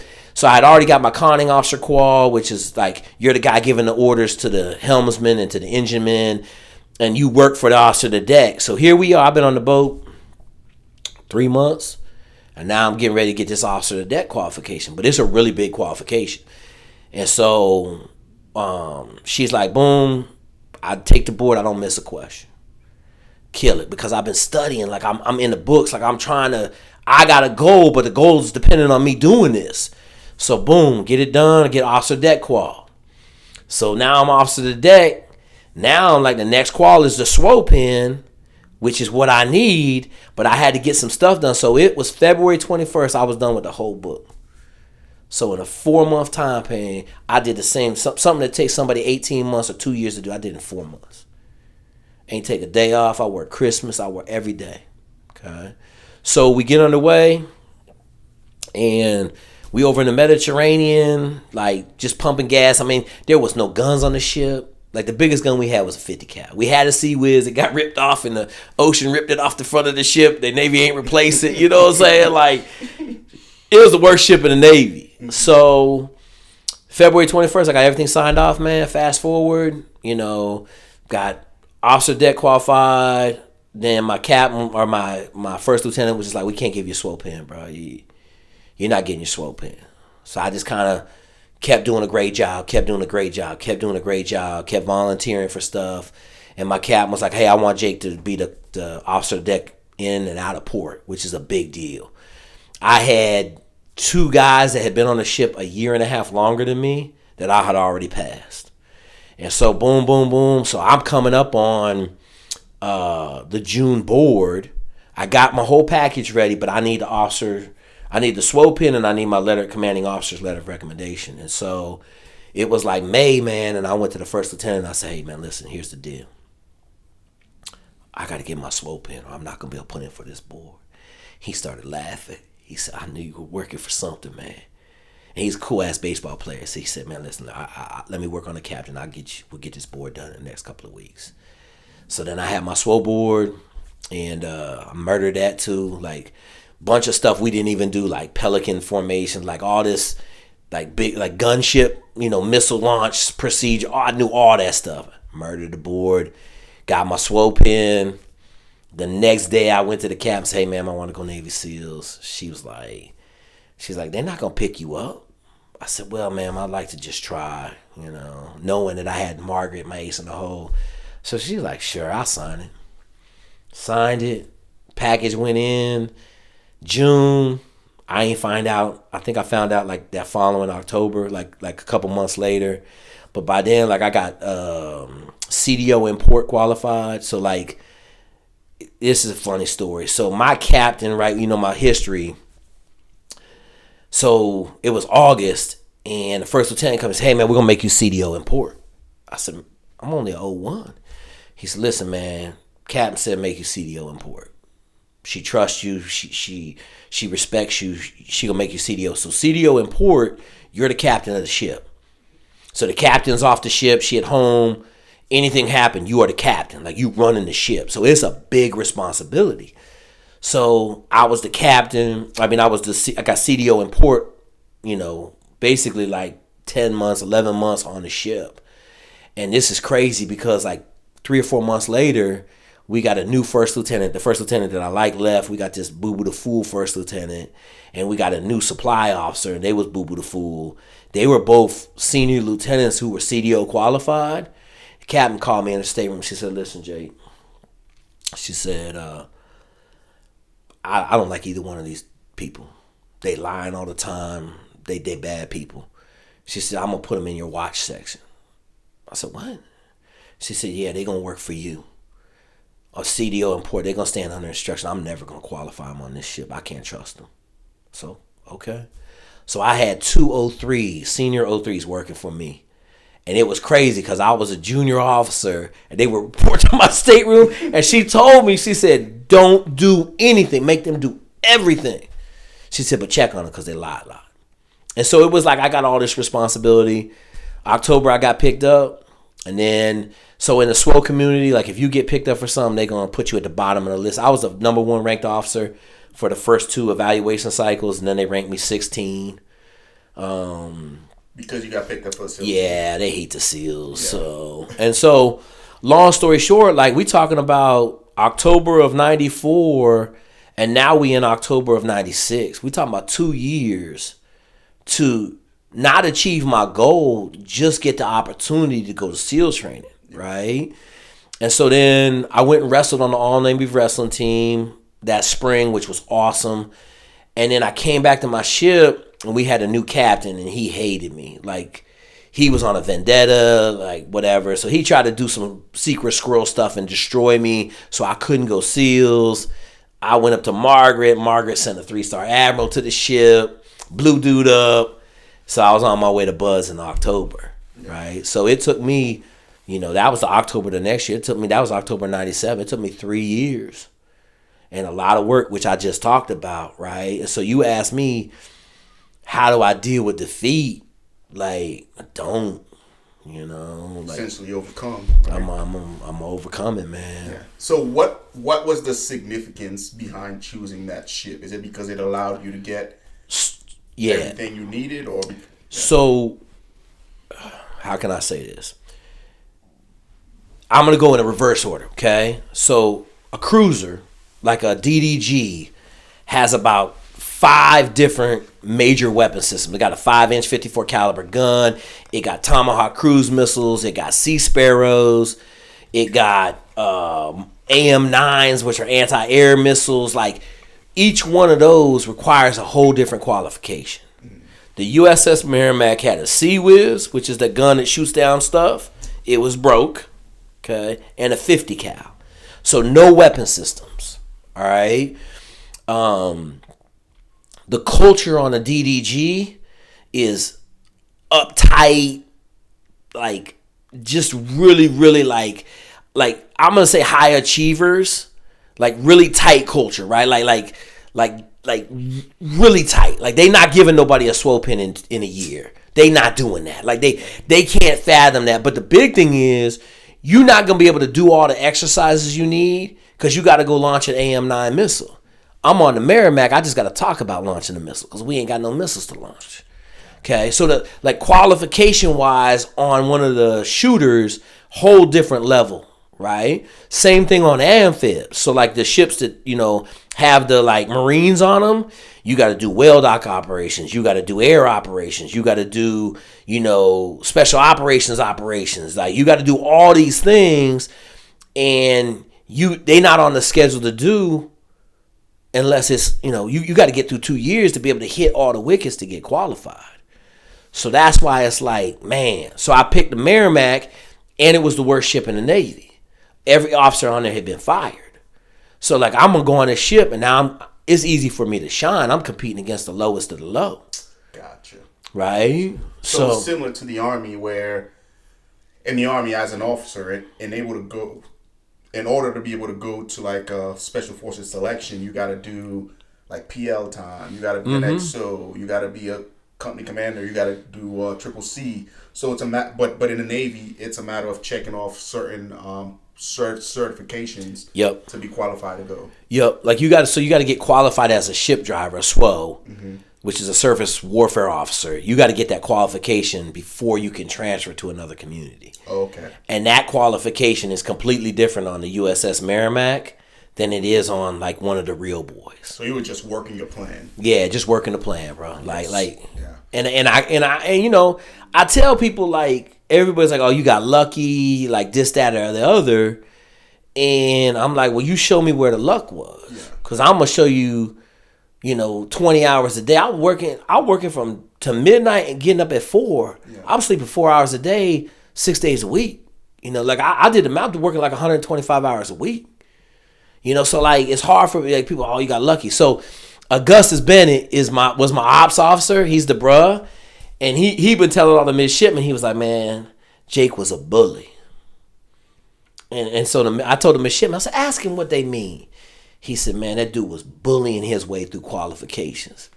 And I said, ask him if he did good. And he said, he crushed everything, but he still was a bully. He was making us get him qualified. We try not to qualify him, and he walk in there and be signed off with hours of qualifications, right? Hours. He said he was bullying us. And I look back, and I was just like, but shoot, when you working 125 hours a week, I don't know what to say to somebody. Yeah. And it makes sense, man, because I'm sure you hear it all the time. Some of these kids, they call and they give me all these excuses as far as why certain things can't happen, right? And I got to tell them, like, the universe is not just going to line up the way you want it to, right? This isn't, a movie where everything happens exactly the way you want it. Sometimes you have to force your will into what you're trying to make happen. Like, don't take no for an answer. Like, you breaking into that office just so you make that call. I'm sure if you didn't, more than likely, it probably wasn't going to happen. It wasn't going to happen, right? So it's like you have to take things into your own hands. Your command tells you no, right? Find a way to make them say yes, or find a way around it. You got that Ranger, right? Green Beret dude who had his ops guy make him some fake orders to Ranger school, right? Exactly. Like, that's what I try to explain to people. But like in special operations, we out there trying to solve problems and win. Like I might have to bend the rules a little bit. Yeah. Right? And that's what it takes, because the things that we have to make happen, like, they don't just happen on their own. Sometimes you have to go above and beyond conventional means to make something happen. So I'm really glad you share that story. So why was, I guess, going special operations so important to you? So I'm going to tell you, like, that it's the upbringing, man. Like, I grew up, like, I tell people, man, we were on Fort Lewis one day. I kind of was, I'm just a kid, man. I was like 8 years old. My dad said, get out the truck. What? Get out the truck, man. It was raining. I had no idea where I was. He said, I'll see you at home. I'm like, I remember, I was like, what? And I remember I was like, well, okay, I'm going to try to follow the truck tracks, right? But I was following the truck tracks and they weren't going nowhere. And then eventually it was raining enough that there weren't no more truck tracks. So I just walked. And I walked and I walked. And then finally I got to a road. I still didn't know where I was. And then I walked down the road. And then maybe like 3 hours into this, I figured out where I was at. But I was like 4 miles from the house. So then I walked home. It's so important, man. And I like these stories because I grew up in Haiti, right? So I know what, hardship is to an extent. And then I get to New York City, learning the language, being bullied because I don't know how to speak. I went through all those trials and tribulations, and I went through those adversities. But now that I'm where I'm at now and I'm looking back at them, I'm fucking grateful. Man, I'm happy all that shit happened, because it prepared me for what I had to face. Absolutely. Yes. And that goes to Jay, like I say all the time, you're made for special operations. Mm-hmm. Like you can't just show up and be like, I'm going to be a special operations. I'm going Green Beret. You have to, like I tell people, like you got to be made for the life, right? So you ask me, like, dude, I grew up trapping, man. This is a crazy one, man. So up in DuPont, right outside the base, there used to be this big marsh. They filled it all in now. There's an Amazon. There's a whole bunch of stuff there. DuPont is there. But DuPont, used to be a DuPont chemical factory there, big one. And I still think it's there. But there was this huge marsh full of beavers and muskrats. So I remember, man, like, I would ride in the canoe and I would redo the traps. And my dad would pull the canoe. He had chest waders on, right? So we literally were from here to the wall, maybe like 10 feet from the edge, and there was a chain link fence that kind of delineated the army base that ran into the water. And I remember I was like, oh man, I'm about to get in the truck. It's going to be warm. The heat will be on. I've been in a boat for like 2 hours pulling traps. We had a whole boat full of muskrats and beavers, right? Maybe like 15 of them. And boom, my dad was gone. Gone. I remember I was in the boat. I was 8 years old. I was like, what do I do? Oh shit.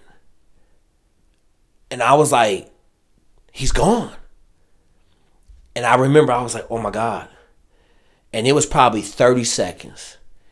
And it was like a movie. This hand shot out of the water and grabbed the chain link fence.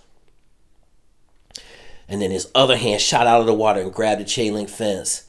And he pulled his head up. He was like, and then he went hand over hand down the chain link fence and got out of the water. And he was like, son, he was like, you got to be able to save yourself. He said, I couldn't get the chest waders off. Like, he had full chest. He said, I couldn't get them off. I was trying to get them off. He said, I couldn't get them off. And he said, I was trying to get them off. And then I remembered, like, to my left, there was a chain link fence. Try to get to the fence. He said, you got to be able to think in pressure. He said, because if you can't think in pressure, you will die. I agree. He was like, and so that was one of them times where I was like, damn, right? And I remember we got out of the water, man. He finally got the chest waders off. You know, like, he had the water in him, so he had all that suction. So he laid down, got his feet up, but like, he couldn't get them off on the water. If the chain link fence wasn't there, he probably was gonna die. And I think about that, like, I'm 8 years old. I watched my dad almost die. Not in some like violence or not, like just life, like nature trying to kill him. You know, and so all of that stuff plays a role in kind of your development, right? Like, you got these things, but for me, and I'll tell you, I went on my first special operations, I was 11 years old. So my dad was different, man. Like, my dad was a survivalist. I learned to shoot when I was 4. My grandfather gave me a BB gun. I was fucking blazing. Like, I love shooting, okay? My stepdad was the same way, man. Like, 22, I got 22 and a 410 shotgun. I was blazing, okay? But I remember at 9 years old, he sent me on my first special operations mission. And so I had just got my camouflage pants from the from the thrift store on Army base. They were only $2 a pair. So I was wearing these Brass Eagles. You talk about everybody bullying you. I was juicy. I had Brass Eagle pants. Everybody clowning me about my Brass Eagles, hefty pants. I wore a Skippy peanut butter shirt every day of school for the first 3 years. All 3 class pictures, I got a Skippy peanut butter shirt on. And every year it gets more faded, right? So at 9 years old, my dad said, listen, man, we're going to go ring all these trees in the neighbor's yard because they were blocking our view of the Puget Sound. I said, okay, Dad. So what I got to do? He said, all right, we're going to put some face paint on you, cam you up. You're going to crawl down through the thickets. You're going to ring all these trees. Just what you're going to do. You get your knife. You're going to ring them. You're going to pull the bark off around the bottom of the trees. I'm going to give you some dirt. You're going to put the dirt around the trees so that it don't look like they've been ringed. So, all right, Dad. He's okay. So I had cami paint on, full. I had long sleeve cami shirt on. I had my little boonie hat. I was like, I'm ready. He said, all right. So we went out in the front yard. And in the yard in front of us was a vacant lot. It was all blackberry bushes. And he gave me a pair of shears. He said, cut your way through them bushes. He said, make sure you survey the area before you come out into their yard. I remember I thought I was James Bond, bro. I cut through the thickets, man. I laying in the bushes. It was like 10 o'clock at night. He had woken me up to do this. I'm going to wake you up in the nighttime. Crawled through. I ringed all 3 of the trees. It was like 4 trees in a row. I ringed them all. There was a little like trees like this about 20 feet high. I ringed them all. I crawled back, like low crawled through the grass, back into the thicket, came in the house. He said, good job. No one saw you. But like that was the first special operations mission. And then Like, so I'll tell you this story because this is one of them stories that, like, I wish I had some references to it. Like, I wish I had the piece of paper. So, A-Team on, MacGyver on, we probably 5th grade. The Army base is right on the other side of Farrell's Marsh. So, we on South Fort Lewis in the Ranger training. There's a Ranger training center on the other side of the street, South Fort Lewis, and then there's the land nav course for the ROTC students. So, all summer, the ROTC students will be out there land naving. So we go out there and we like, yo, let's set a booby trap for the Army, the ROTC dudes. So we spent all weekend out there. We brought shovels. We dig a big ass pit. And so I'm the engineer, right? I'm like, all right, let's make the pit narrow at the bottom so they get stuck in the hole. So we make this pit, we cover it. We on the trails for the land nav course. We know where all the points are, right? So we set our trap. It's the weekend. They out there doing their thing on the week. We come back the next weekend. The trap all messed up. Someone done filled it in, right? We like, we got somebody, man. We got somebody. So we out there. A week later, 2 weeks later, we have an apple war. So these little crab apple trees, and you shoot them out of wrist rockets. So we up there shooting wrist rocket apples at each other, getting blasted. Like, I'm talking about, like, it hurts so bad when you got hit, but you running, you know, like you running and firing and moving. You got your 3-man team. They got their 3-man team. You trying to get each other with apples. No eye pro, nothing. Just shooting apples out of a wrist rocket at like 60, 70 miles an hour. Coming in hot like these little apples. And so there's a long hill on South Fort Lewis. It got 3 whoop-de-doos in it, right? Like 3 little levels. And the tankers used to run it at like 60, 65 miles an hour in the M1s. And they would get airborne off the little whoop-de-doos. So we down there having this apple war, and we hear and I'll never forget this. Tony Harris is like, yo, let's jump out and scare the tank. And I was like, man, let's do it, man. So we ran. We was right at the edge of the road. There was the little marsh thing was on the left. And we were shooting apples at each other, right? And so we was on the other team was up the road, maybe like 50 yards. And so Tony was like, hey, hide! We're going to scare the tank! And so they ran into the woods, Andy and Eric. I forget who else was with them. I was with Tony. I think Bernard was with us. And so, no, Rob Strickland was with us. And so we hid on the side of the road. And Tony was like, we saw the M1 come over the first whoop-de-doo and get air. And it's like a 3/4 mile hill, but you can see the whole thing. So we sitting there like, I mean, we're 5th grade, bro. We ain't making the best decisions, right? So Tony's like, all right, get ready. We're going to jump out. Wah! So we sitting there, and the tank clears the first whoop-de-doo, or the last whoop-de-doo. It probably got 100 yards to us. At like 50 yards, tank going like 60 miles an hour, bro. Tony goes, go! We jump out into the road. Yeah! And all of a sudden, we like, oh, shit. Like, we dive back into the bushes, right? Man, the tank coming at us, you hear it go, and drove into the swamp. Okay? So we like, and we look, and the tank goes, bloop, bloop, bloop, bloop, bloop, bloop, bloop, sinking into and gone. Oh, shit. Okay, now, mind you, I told you who all these dads are, right? I said, oh, shit. We got on our bikes. We tore off, right? Went back through the hole. Everybody went home.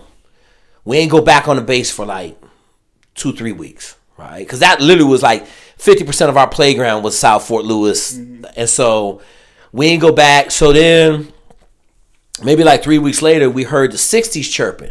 So the Rangers would come down South Fort Lewis. They had this big fire and movement course, and they would set up these 60 pits, and they would just rip blanks, right? Like whatever they were doing out there, fire and movement, they would just be ripping blanks. And so anytime I heard the 60s talking, that weekend I would go out there, and we would pick all the brass because I was selling brass for $50 a bag, okay? So I would stack up 5 bags, get my $250, hide it in the woods. My mom would come up, we'd take me to the recycling center, right? So we out there, it was like me, Tony, just a couple of us were out there. And we found 4 ammo cans of blanks. So I was like, yo, let's see if we can like make this powder blow up. So we popped out all the little red caps out the 60 blanks out of like, I don't know how many's in a can, like maybe 800 rounds in a can, like 4 boxes, 800 rounds in a can, right? So we had like 1,600 rounds of blanks, and we popped out all the red caps. We had like a solid little mountain of powder, and we had it next to this tree. So we're like, all right. So we made our little line of powder, and we thought it was gonna be like a big push or like an explosion. And we found like a box of smoke grenades that same day.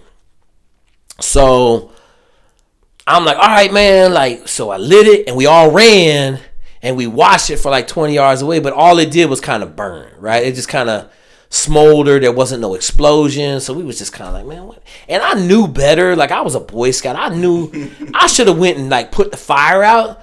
But it was so uneventful. There wasn't no flames. Like, we didn't even think about it. We were 5th grade. Mm-hmm.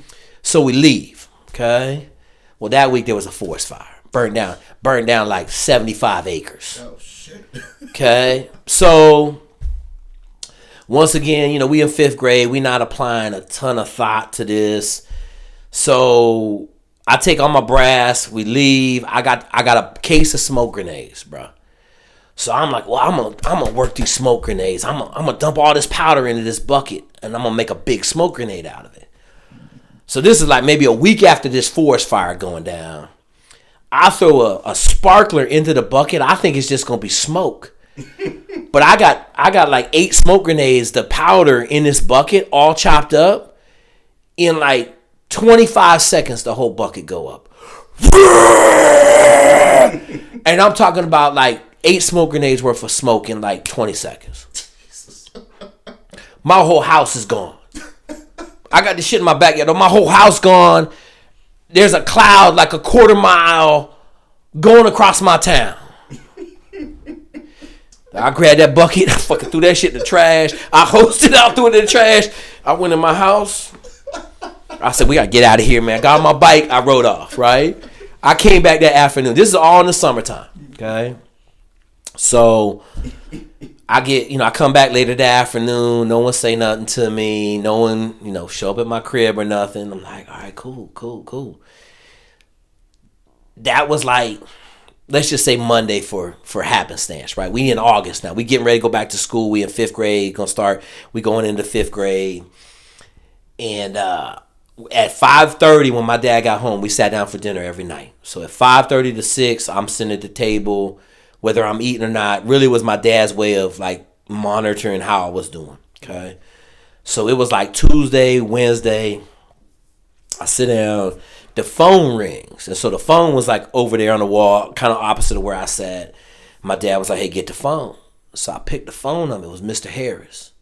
Mr. Harris from Philadelphia. He got a deep kind of light. He said, let me talk to your dad. Now, Mr. Harris is like, he one of them dudes, ain't no games, okay? So, regimental sergeant major, 9 bullet holes, badass dude, okay? So, I go, and my dad said, hey, Dad, Pops, Mr. Harris want to talk to you. So, he get up. And so, as he's talking, he said, okay.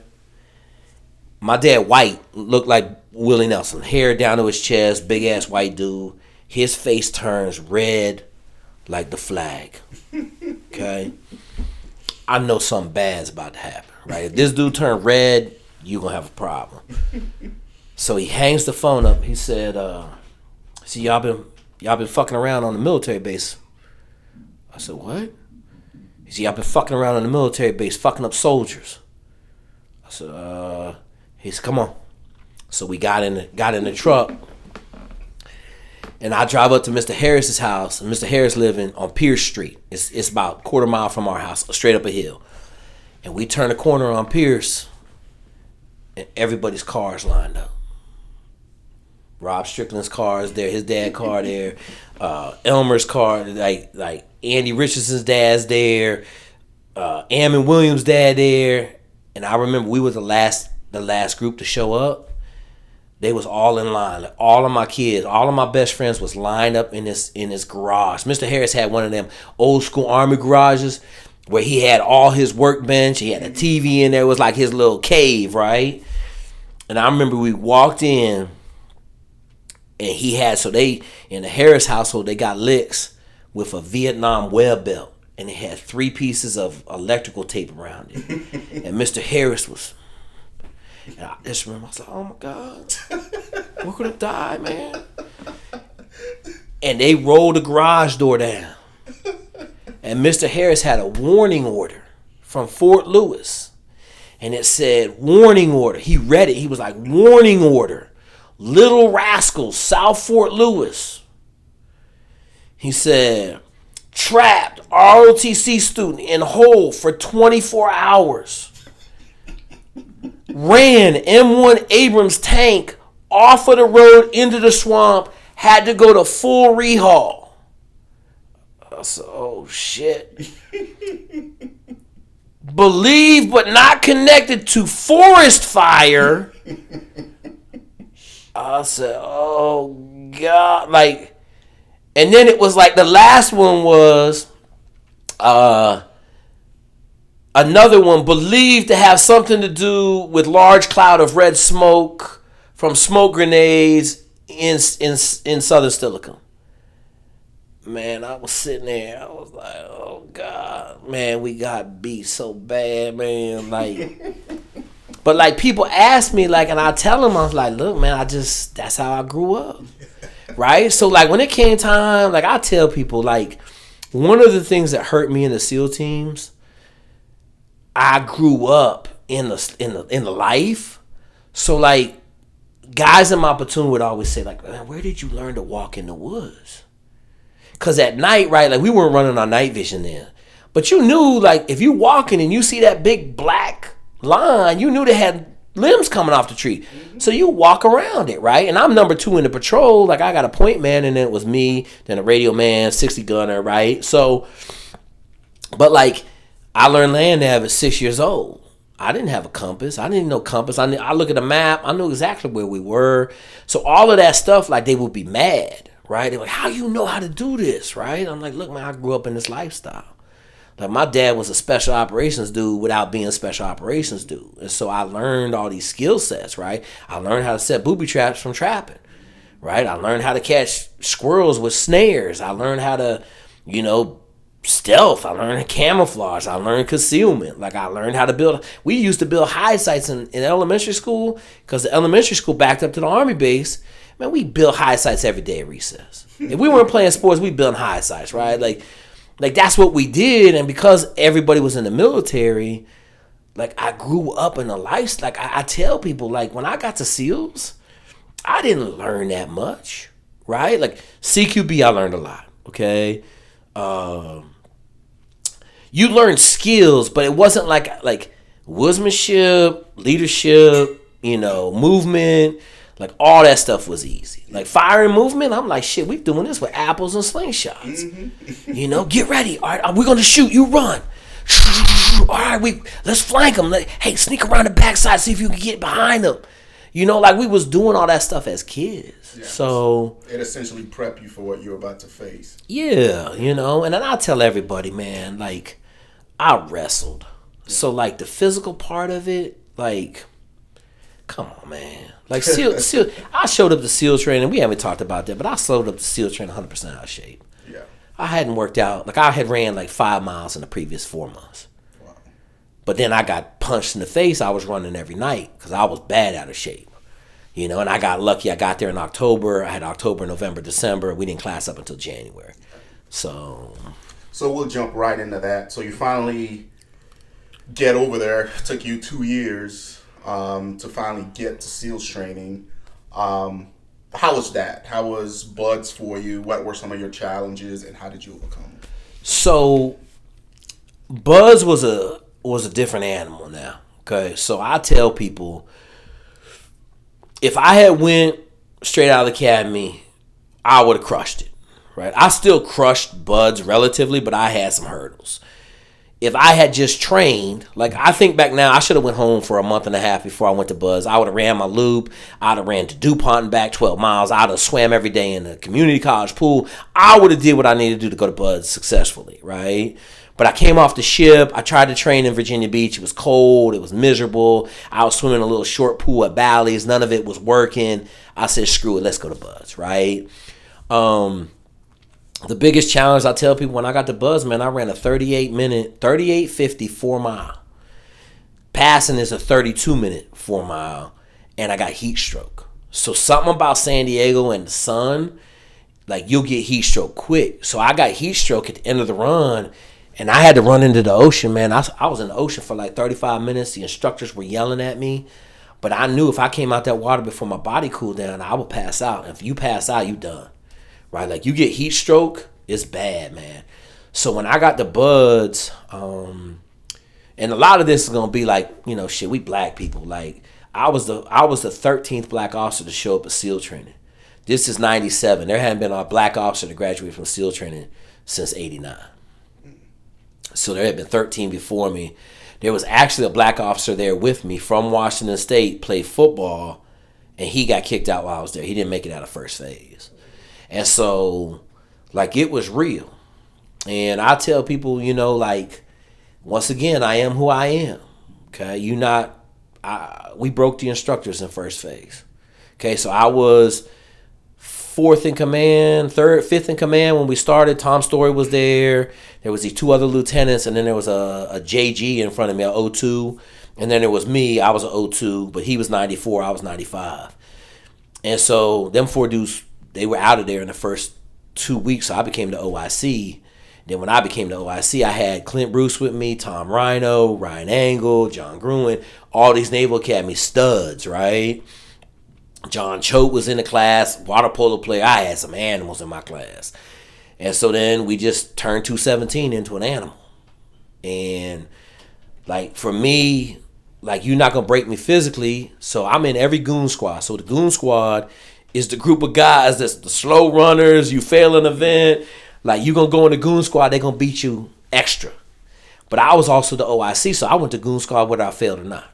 Okay? But my thing was like, if you were instructor, Jay, I'd be like, instructor, hey, let's go. The more you beat us today, the stronger we going to get.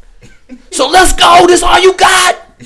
So they would beat us on the beach, right? But then at the end, I said, don't let them steal our fire. Hey, let's crank out some 8-count bodybuilders. We bang out 50 8-count bodybuilders. They be like, get off the beach. Like, we still working out. Leave us alone. Right? So the instructors got to the point where they're like, you can't do nothing to them. Okay? So we first uniform inspection, the first thing they do is tell you to go get wet and sandy. You done spent $15 to get your uniform starched up, and they got you in the water. So I had seen this. I took over the third week. So the third week uniform inspection, I said, nah, we're not playing this game, man. I said, so we're supposed to line up. Let's say we're supposed to line up for uniform inspection at right after breakfast, 8 a.m., right? I said, yeah, we not doing this. Hey, man, we going to hit the surf zone. The whole class was like, what? Follow me. Let's go. We all got wet and sandy. We standing there covered in sand. They call it sugar cookie, right? Instructors came up. What are you doing? I said, all due respect, instructor. You going to send us to get wet and sandy, so we just jumped the gun a little bit. We ready. He was like,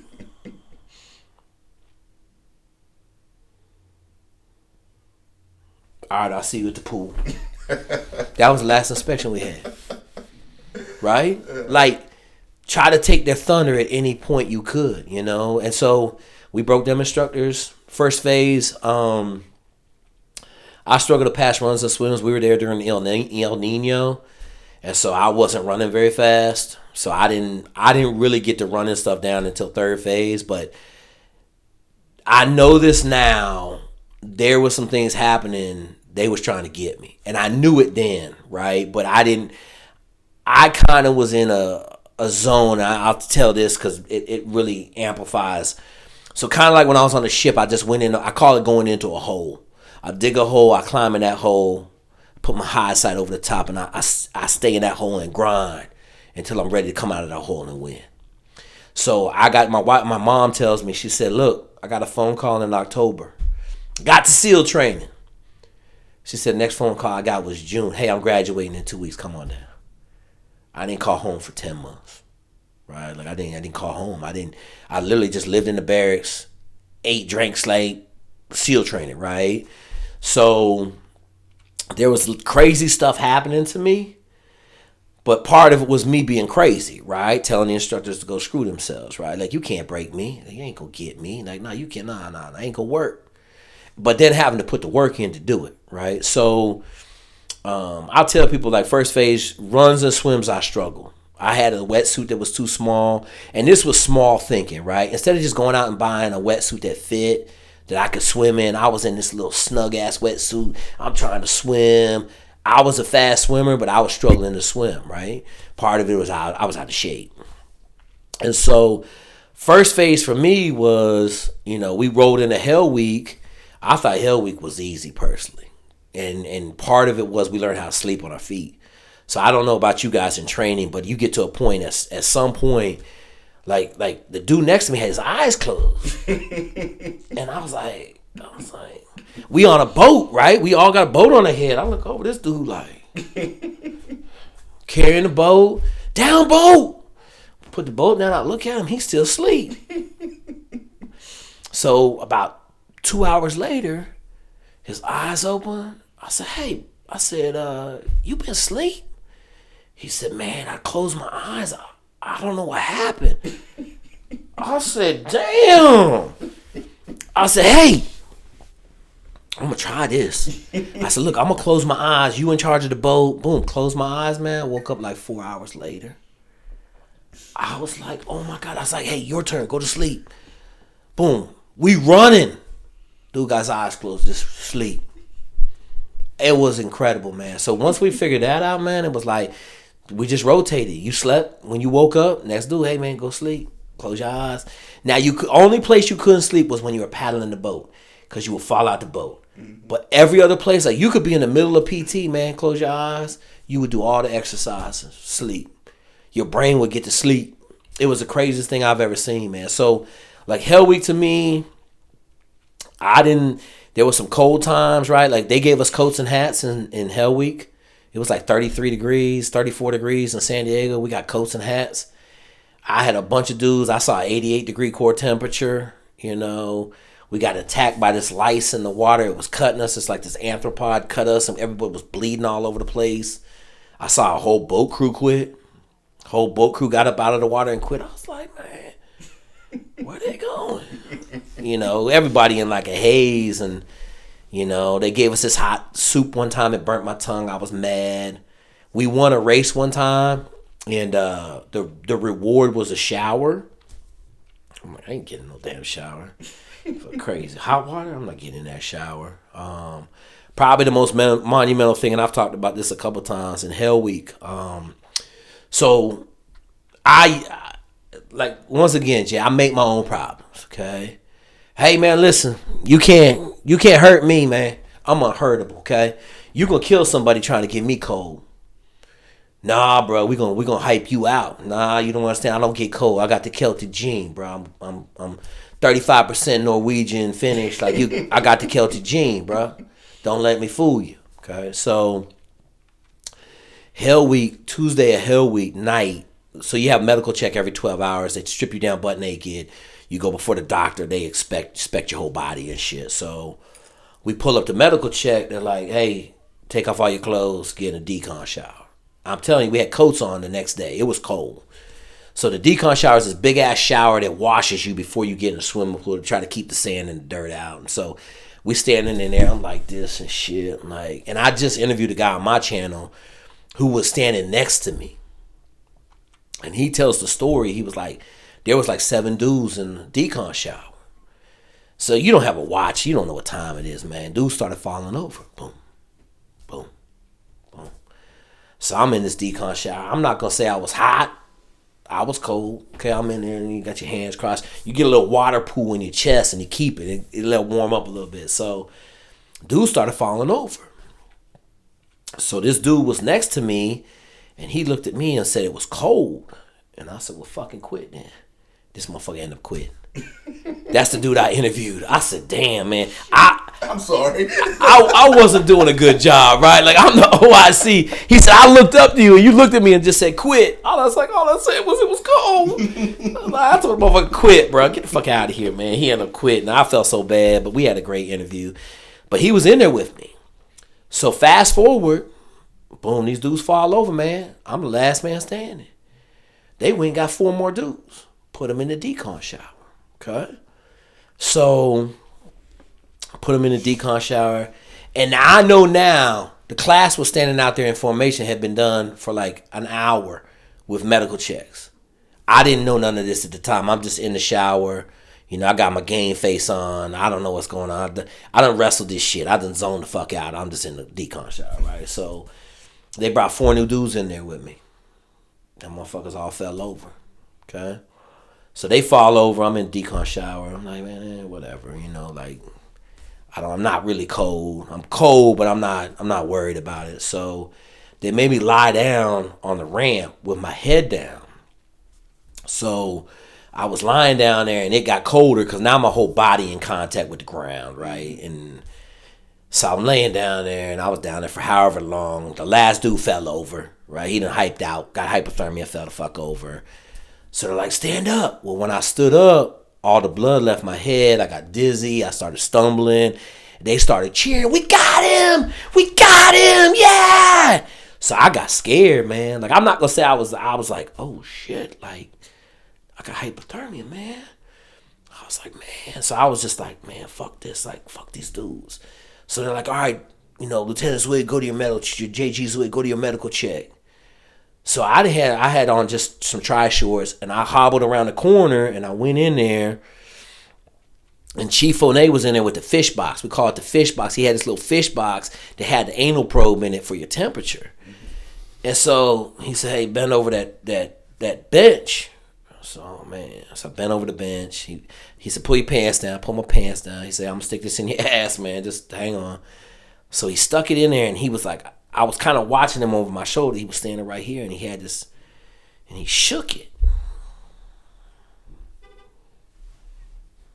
I fucking turned it off, turned it back on, right? And he was like, so I'm like, oh my God, I'm freezing. Like, he gonna pull me from the class. Like, all this stuff running through my head. Like, I'm like, oh man. So he takes the batteries out. He goes in the fish box. He gets another set of batteries. Put the batteries in. The shit's still in my ass the whole time. It wasn't like, it's just a little probe, right? It ain't no big thing. And he looks at me. And he stood there for probably a minute, like contemplating life. Pulled the probe out. He said, hey man, okay, stand up. Did the medical check. I was just hunched over. He's like, all right, go. So you got new underwear and socks. But I never got new underwear and socks because I love the socks I had, and I love the tri-shorts I had. I had some black tri-shorts that were different than everybody else's, spandex shorts. So I would go to the shower, wash them out with soap, put them back on wet. So I'm over there just locked up. I think Clint Bruce was with me. They had sent a couple guys from my class with me. So boom, I like hobble out, like my hands ain't working, everything like messed up, right? So I get out to the class, and I'm just like, look, man, I can't do shit, man. Like, Ryan ain't gonna take over. He was like my number 2. I said, hey, Ryan, just do what you gotta do, bro.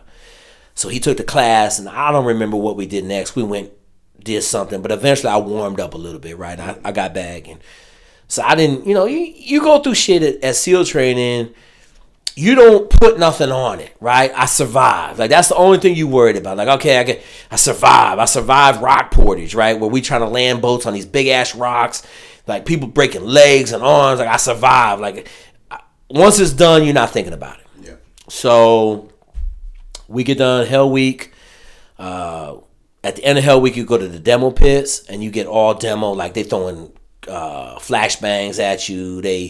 All the mortar simulators, smoke everywhere. You crawling back and forth across the demo pit, which is this big ass like water pit thing. And we had lost Chief Chung, so Chief Chung was our Korean rock seal who they sent to go through our buds training, right? Mm-hmm. And we couldn't find him nowhere. He was gone for like 4 hours. I told the instructors, like, I don't know where Chief Chung is. Like, he's gone. Dude was hiding out in the porta potty. There was a blue porta potty, like, off in the distance. This dude had figured it. He done managed to get in the blue porta potty. They found him. So they finally got him back out. He's like, no more. I don't want to go no more. And so we ran back to the compound. We got secured. And I remember, like, man, that wasn't that big a deal, right? That's what I was thinking in my head. And then we got to the room, and I had to take my boots off, and my feet looked like volleyballs. I was like, damn. Like, and they make you put you take 2 drawers out of your little bureau, and you put them under the mattress so your feet are elevated. So I had my feet up, and they looked like balloons. Like, I was like, well, damn, maybe we did do some shit, right? Like, man, my feet fucked up. So Clint Bruce was laying next to me. We couldn't sleep. So we were throwing a shoe back and forth at each other, right? He played linebacker at Naval Academy. We throwing a shoe, fucking with each other, man. And so our instructor was Buck Buchanan. He doing some good shit now. But so he came in the room, and this shit was hilarious, man. Like, me and Clint are fucking sitting there fighting and shit, just throwing shoe back and forth, laughing and shit. And so they would come by every 45 minutes for a medical check. And so I don't know when we went to sleep, because I mean, I don't even know if we slept the first night. We were just throwing the shoe back and forth and sitting there, and like we had to fallen asleep on and off, but like I don't remember it. So Buck came in that night, and Buck was like a big fan of ours. He was our class proctor, but he also like loved our savagery and was just a good dude. And so I remember he grabbed a chair and he spun it around backwards and sat in it backwards and put his arms on the chair. And he was like, hey, man, he's like, y'all motherfuckers made it. And I was like sitting there, and I'm not big. Like, I expected to make it. So it wasn't like I was like, oh, man. And he was like, hey, man, do you remember Tuesday? And I was kind of like, nah, not really. Do you remember decon shower? I was like, oh, yeah, I remember that decon shower. Yeah, I remember. He said, what do you think your core temperature was? So I was like, man, it had to be like 92, 91, right? Like I was in there cold, man. He said, Jake, your body temperature was 99.1. Jeez. I said, what? He said, yeah, man. He said he started crying, like he was laughing. He was like, man, you've been yelling at us. You're going to kill somebody, man. You're going to kill somebody. He said, did you notice after Tuesday that they didn't ever make you get cold no more? Like, they didn't ever put you in the water or put you in the mud? And I said, yeah, you know what? I did, yeah. He said, yeah, man, there was a safety stand down after Chief Fournette put the probe in your ass. I said, what? He said, yeah, man. Chief Fournette came out there and said, listen, man, that motherfucker ain't lying. He had a 99.1 degree core temperature. 7 dudes got full hypothermia in the decon shower with him. You not allowed to try to get him no more. He got y'all. Yeah. So like, some stuff that I look back at now and I'm just like, I'm trying to survive, but I don't get cold. Yeah. So that's one of my superpowers. But getting through SEALs training, man, I tell everybody, man, like, was I proud when I graduated? I guess. Right? But it was more so, it had been 7 years since my sophomore year at the academy. It was a 7-year journey. I was more happy and relieved. That you got there. Yeah. And then I tell everybody, like, this, man. You go through selection, that shit's kindergarten, bro. Yeah. Like, Jocko says it best. Like, we don't talk a lot about buds, because when you get to the SEAL teams, everybody been to buds. And then you realize, like, really quickly, like, man, this real deal Holyfield shit up here. We lost the 2 SEALs, unfortunately, in the VBSS climbing caving ladder, right? So I had a bunch of Army dudes reaching out to me, not operators, but just regular guys. Some of the West Point dudes like, how the fuck this happen?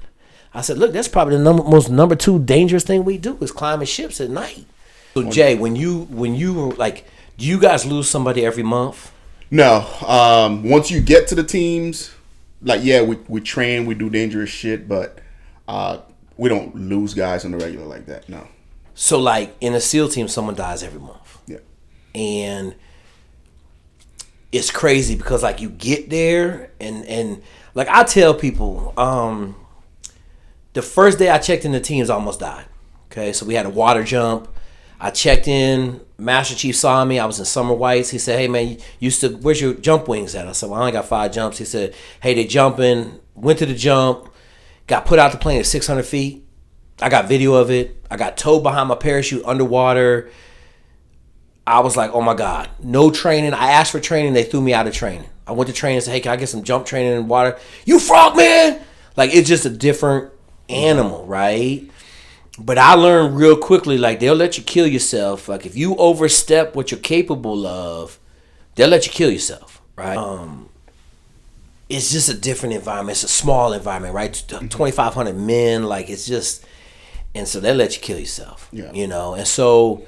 I was there maybe, let's just say 2 months, and a brand new dude was doing free fall, dropped down parachute sizes too much, and did a hook turn for 400 feet, burned in the ground, broke his whole back. Out, gone, right? And so about that time, they were doing free fall ops, and so a dude swooped in too fast. He ripped his head off. He ripped another dude's leg off, and he broke another dude's neck, killed all 3 of them. God. And so it was like, that was the kind of stuff, you know, and then you had like last day I was at the teams, Henderson, like they were doing night beach ops, and somehow he was the coxswain, and they found him washed up on the beach with a broke neck, right? Like, so I was telling somebody, like, we had a dude in my SEAL team that had survived 5 helicopter crashes and was the sole survivor 3 times. And so, like, people wouldn't ride on a helicopter with him. And so I didn't, like, I was a new guy. We were going to jump one day, and there was 4 helicopters in our zone to take us down to the drop zone. And I remember I tried to get on the helicopter, and someone grabbed me, like, no, we don't ride on the helicopter with him. I was like, what? And so then I was like, man, whatever. Ain't nobody on that helicopter. It was the first helicopter, but no one was getting on it. And I was like, well, I'm not going to walk all the way down there when I could just get on this helicopter. And I went to go get on it. Master Chief grabbed me.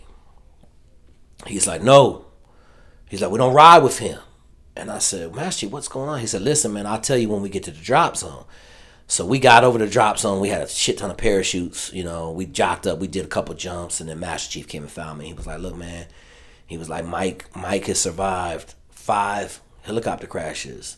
And so, like, unless it's some real world shit, no one's riding with him. He always get his own ride. And I was like, damn. Like, I had been at the team maybe 6 months, you know, because I had to wait a year for the SQT class. We missed the SQT class, the SEAL qualification class, by a week. So you got to go to the teams right out of buds prior to being fully qualified? Yeah. So now they graduate with their Trident, but back in the day, you had basically a 6 month to a year probationary period. And during that time, you go to STT, which was the SEAL tactical training. And so you'd be in there with a bunch of SEALs that were coming back to the community. Like, let's say, like, there was a doc in my class, a chief. He was awesome. We would go kill deer. We used to kill deer on the side of the road with night vision. So he had a big ass bumper. He put this big bumper on the side of his truck, and he would just clip all the deer that are eating grass on the range road. And we cleaned deer all night. And so, but he had spent 6 years down at, what's the 18 Delta course called? SOCMIS. So he spent 6 years down there. He was a medic, and so he was coming back into the community. So he had to go back through the SEAL tactical training. So there was him. Scott Asak had been over in Italy for 3 years. He was an officer. He came back, went with us. So there was a bunch of dudes. Like, it was like 90% new guys, and then 10% guys coming back into the community. And so it was. It was good. You learned a bunch of stuff. Like, you learned demo, like next level demo. You did all of the training blocks basically to get ready, but you weren't qualified. You didn't have your Trident yet. So I missed that. My group of guys missed it by like a week. So we had to wait 6 months. So that class took like 5 months, and then we had to wait until they had the next class, which ended up being almost a year.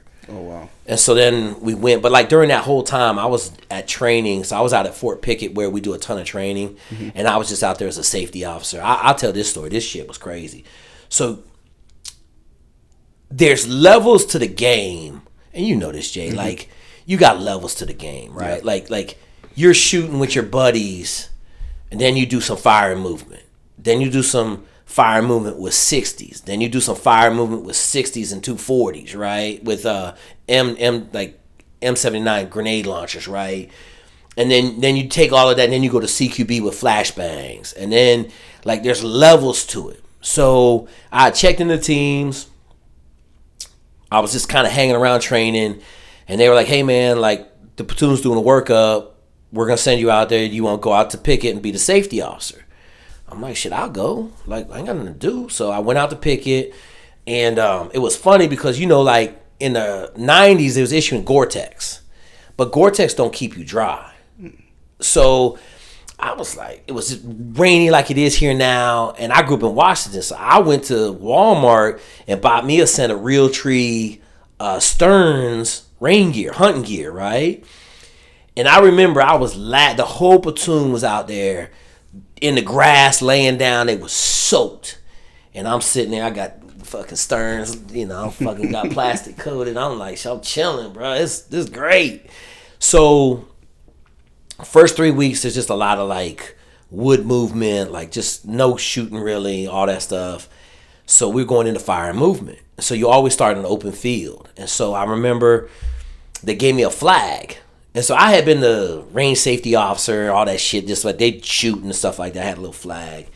And so I was out there with a senior chief was just one of our command. There was a master chief out there that was a Vietnam dude. He was fucking savage, okay?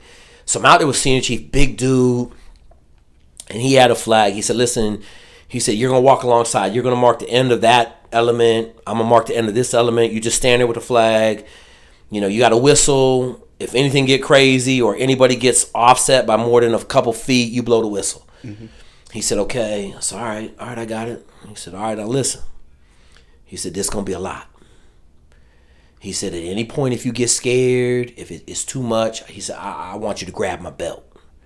And then you just hold on to my belt until it's done. And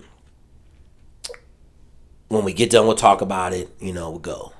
So here I am, 28 years old at this point, grown-ass man, think I can conquer the world.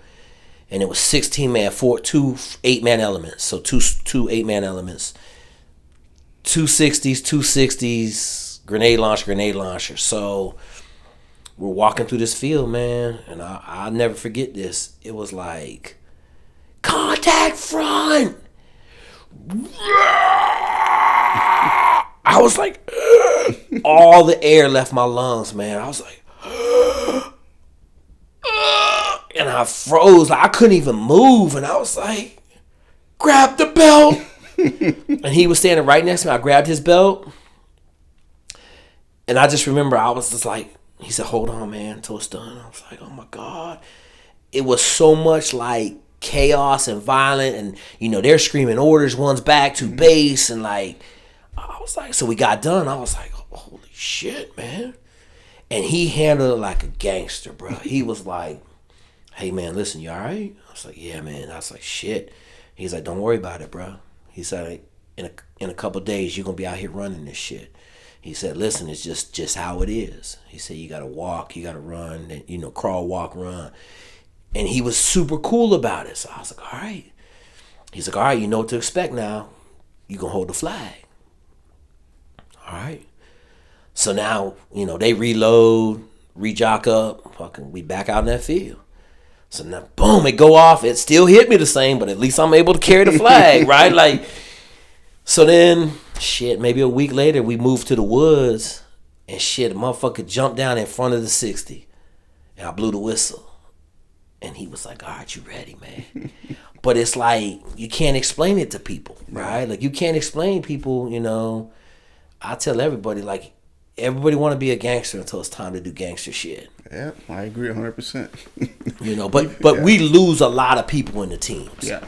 And I don't want to say a lot, but every month. And then the other thing that's crazy, and this is, if we go 5 or 6 months without losing somebody, you'll start seeing people making changes. Like, they'll stop riding together. Like, they know it's coming. It's coming. And like, I mean, shit, we had a Jeep roll over and kill 3 dudes. Yeah. Hadn't been nobody died in like 5 months. Yeah. So, and that's one of the deals that, like, for me, like Chad Burkhart fell out of a helicopter in Germany, went through a tree, hanging from his guts from a tree. Chad was my shooting partner for all of SQT. 4 months, that's my dude, right? And he was hanging from a tree for 3 hours. They called he got the sat phone all his people, and then as soon as they caught him out of the tree, he died, right? But it was like, it might be 6 months before somebody that got killed or died, right? Like parachuting, diving, the boats, like I said, like it's just crazy, man. And then, you got the one-offs, like, two dumbasses having a gunfight, drunk in a Connex box. I'm faster than you, or, we had the 2 dudes drown in the pool probably 6 years ago trying to swim 100 meters underwater, and they died within a yard of each other, like drowned, like blacked out, and then they drowned, So, like, you always got that. And so that really kind of brings it back around, like, when you get to the teams, about how real it is. And I ain't even go to combat, right? Like, this ain't no combat related shit. This is just everyday life in the teams, and people are dying. Yeah, it's a dangerous job, man, because I always preach to the folks that follow us, because we share, our audience is pretty similar. Like, they see the trident on you, they see the beret, they see the tab, and yeah, it's sexy, right? Everybody wants it, but the true meaning of what it means to do that job, a lot of guys won't see until they actually get there, and they see the ridiculous hours, the live fire exercises, losing the buddies, like training accident, whatever. Going to work Saturday mornings. Yeah. Make sure all your gear is ready for Monday. Then going to work on Sunday to make sure you double check all your gear for Monday. Mm-hmm. Right? I tell them there's nothing sexy about it at all. No, I mean, it fucking sucks. Dude, we got a saying in the teams, man. 98% suck, 2% go. I agree. Right? Yeah. Like 98% sucks. Mm-hmm. Laying in a cold ass marsh, observing. We were down at Wilmington we had a 3-day ops. We were observing the port. It was rain the whole time. Just miserable. We ride across on a little high site, like laying on the beach at Dam Neck in a high site on the beach is 107 degrees. Getting baked, like, oh God, gotta get out of here, Yeah. So it's just, I think there's a big disconnect. Like, you and I talk about, we made for the life, right? Mm-hmm. Like people ask me, how'd you end up being a SEAL? I said, listen, man, if I wasn't a SEAL, I've been a Green Beret, Army Ranger. Like, I was going down that track. It didn't matter. Like, I was going to be a special operations dude, right? I wanted to go fly planes, but that shit quickly went out the window. Maybe it was the best choice because them dudes is killing it on the outside world, but I was made to be dirty and do dirty shit, okay? But when you step back and you look at it, like, when you get in a job, then you realize, like, I tell people, man, it takes so much work. So in the teams, we talk about earning our trident every day. It takes so much work to earn your trident every day that most people don't want to walk in your shoes. Mm-hmm. And I'm sure you see it. You got guys check into your command, and 6 months later, they leaving. Because they don't want to do the work to stay at the command, right? Yeah. Like, we got SEALs all the time. They check in. They show up to training on Monday, their gear ain't ready. Like, you ain't gonna get but one of those. No, absolutely. Like, the second they figure out you ain't coming in on Sundays to get your gear ready, like, no, you ain't getting those. But more importantly, you're not gonna be able to function in the team because everybody in the team is doing what they need to do. I tell the story, man. Like, at the SEAL teams, I would shoot so we didn't have a range. So we had this public range, and you could get 1,000 rounds of bullets a day. It was the best thing in the world. So I would get 4,000 rounds Friday from the armory, my weekly allotment, and I would go shoot. I would take a couple of my buddies with me, like a couple of the local cops, whoever wanted to shoot. We go shoot for like 3 hours, 4 hours on Saturday morning at the range. But it never failed. You walked in, and so I never checked guns out. I would take my own guns because I hated checking the guns out of the armory. Mm-hmm. But on Saturday mornings, you would come in, there's 280 SEALs at the team. There'd be 50 to 100 dudes in the locker room in their cages getting their shit ready. You know, there'd be a couple dudes that are doing, we call them yard sales. Like they had all their gear laid out, their whole cage emptied out, like in the shower. And they going through, checking shit off, making their bags, doing whatever they're doing, getting their gear ready. And you would be like, that became the norm, right? Like that was the norm operation. So if you weren't living up to that standard, like you didn't want to be the dude in your unit that showed up and didn't have his gear, showed up late. Like I showed up late to one thing. I got lost. I showed up the first day of training, and so my OIC was mad. I said, I'll take care of it. I'll punish myself. I said, I got down here. I was down here at 6 o'clock. Training started at 8. I couldn't find Blackwater. I couldn't find it. Like I was stopping people in the street. I was stopping people. I was going to people's houses. I could not find this little gate. And so I showed up 5 minutes late. So I came to work every day. I said, I'll be at work every day for the next 2 weeks at 5 a.m. And everybody else in the platoon was like, holy shit. Like, I don't want to do that. I said, listen, I fucked up. I'll be here at 5 a.m. You know, but I don't have no problem correcting myself and realizing I was fucked up. Yeah. I did everything I could and I still was late, you know. And so that's the crazy part of it. And that strain to live that way is hard on people. You know, if you're not wired to be that guy, you're not gonna make it. I agree 100%. I agree 100%. So now you get through SQT and now you're at the teams. How was your time there? Because I've heard some of the stories about some of the stuff that you had to go through. But just chronicle that for me as far as your time there and what you learned. So I spent the first year in training. Spent like 6 months kind of in just space, right? Going to work. I got to SEAL team, you know, I did the training and went to Ultra Focus. And so this dude on the West Coast, they had a real bad incident with some 4 FBI officers on a range. There was a black FBI officer. Dude in his platoon told him, called him the N-word, told him go hang some targets because that's N-word work. Like, they had a Polish standoff, so all the SEALs drew their guns. The FBI officer was trying to arrest the dude. So these 4 FBI officers like got guns pointed at the SEAL platoon got guns pointed at them. Big hubbub. OIC said he'll take care of it. So they got back in the vans to drive back to the base, and all the dudes in the teams is laughing. OIC laughing. We ain't gonna do shit. Let's go. So the whole time we in bus, he rolled into my class. He was a big time swimmer, like Olympic alternate, big time dude. And so the whole time he was in 217, like he was saying none of this stuff was racially related, right? Like, oh no, you just getting this because you Jake. Like, none of this is racially related. So right before this, I had the Yukon platoon, which is the #1 platoon. I was slated to go to free fall, Ranger school, okay? Because I wanted to go to Ranger school. Ranger school normally a punishment for us, but I wanted to go to Ranger school because I want Ranger tab. You know, you know the back. I wanted if I was going to Ranger school. So I'm over in Korea. I'm doing this exercise. Has this incident. He comes back. The platoon beats him up because he trying to turn them all in. He trying to file court martial on him. Okay, so I know now we don't rat. Like, it's prison culture. Like, you handle that shit how you handle it, but you ain't ratting on nobody. Okay, I end up fucking filing a big grievance later on. But so he files this grievance. So I'm in Korea. I get a phone call from my CEO. I need you back in the shop. Get on the plane, fly all the way from Korea to Virginia Beach. I call a couple of my boys. They're like, yo, your boy blew the lid off this place and put your name all in it. So I walk into my CO, man. He got a stack of papers, man. 90% of the pages got my name on it. All from that incident.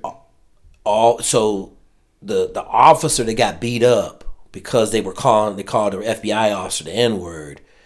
He decided that he was going to make a statement and file this big ass grievance. Mm-hmm. But 90% of his grievance was my treatment and sealed in buds. So like I had to live on the beach for 5 days with no clothes on. I was butt ass naked on the log. Okay, they called it Camp Stupid.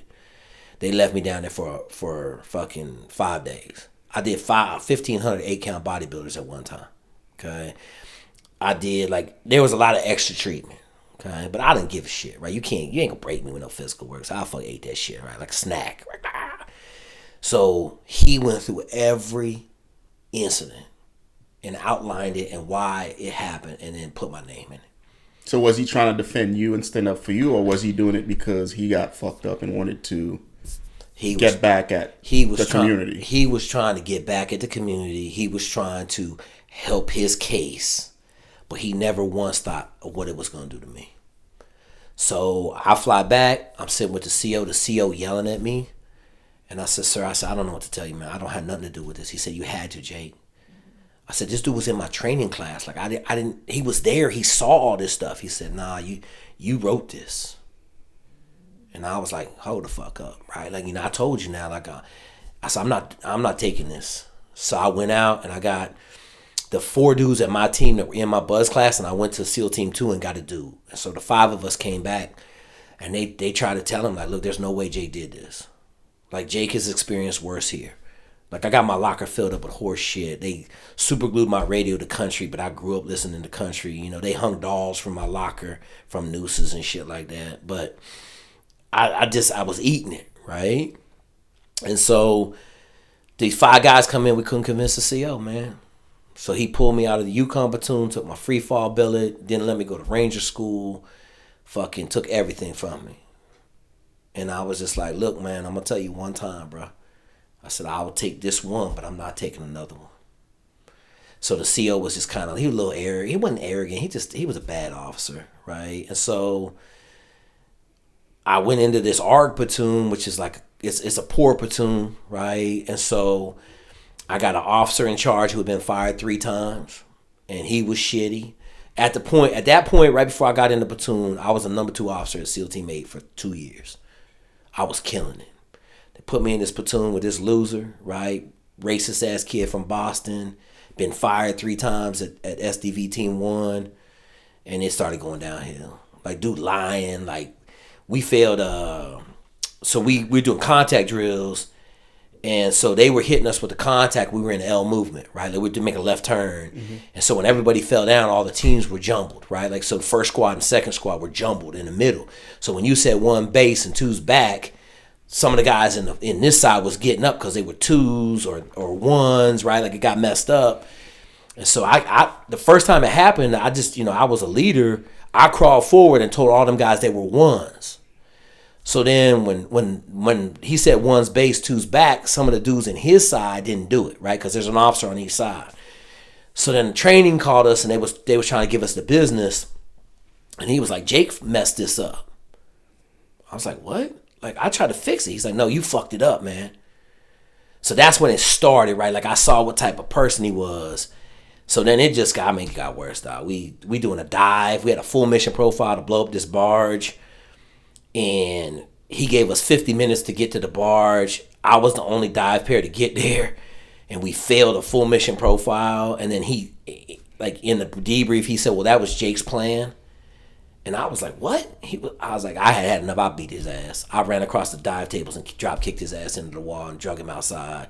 I got in trouble for that. And then I went to the command. I said, I got to get out of this platoon, right? Like, they were like, my CO was like, no, you got to learn how to work with bad leaders. And this is pre-9/11. I mean, pre-9/11, they would let shitty leaders stay in the teams, right? So long story short, we went on deployment. He kind of wouldn't let me do nothing. So we had a couple things. We didn't do no real missions, but like we went and did this op with Spain and some other shit. They got mad at me because I got a flight bag, a kit bag. I said, I want to see if I could fit in it. They were like, that's unofficially. I'm like, what are we talking about? Like, I don't drink. I got in a kit bag. Like, I wanted to see if I could fit in a kit bag, right? They were like, you made us look bad in front of the Spanish. I was like, well, no one care about the Spaniards, right? No one give a shit about the Spanish army. Like, so they just was building a case of dumb shit, right? And so it got to the point, we had like 3 months left of the deployment. We riding around on an ARG, and we were in Malta, and they were doing some shit with the Maltese for the smugglers, and they got shot the fuck up. Like, a dude opened up on them with a 50 cal. Opened up on a SEAL platoon. Yeah, well, they were out there doing some like FID mission with the Maltese, and they kind of got shot at and shit. No one got hit or nothing, but like they came back, and 5 of the dudes in my platoon had been on some real world ops in Bosnia.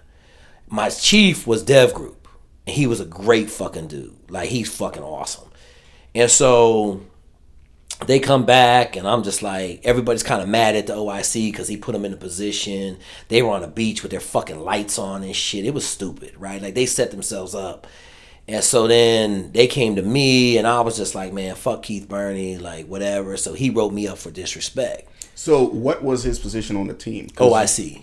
Okay. I was the AOIC. Okay, so you were... But he's my classmate from the Naval Academy. We were both 95 grads. Okay, but so he was the in charge. Senior officer. Yeah, he was senior officer in charge. Okay. And so he was like, he turned me in. So then they were like, hey, man, you going to fly back to Rota. I already knew what was happening, right? And so I flew back to Rota, and I met with the CEO of Group 4, who was a dev group, like 05.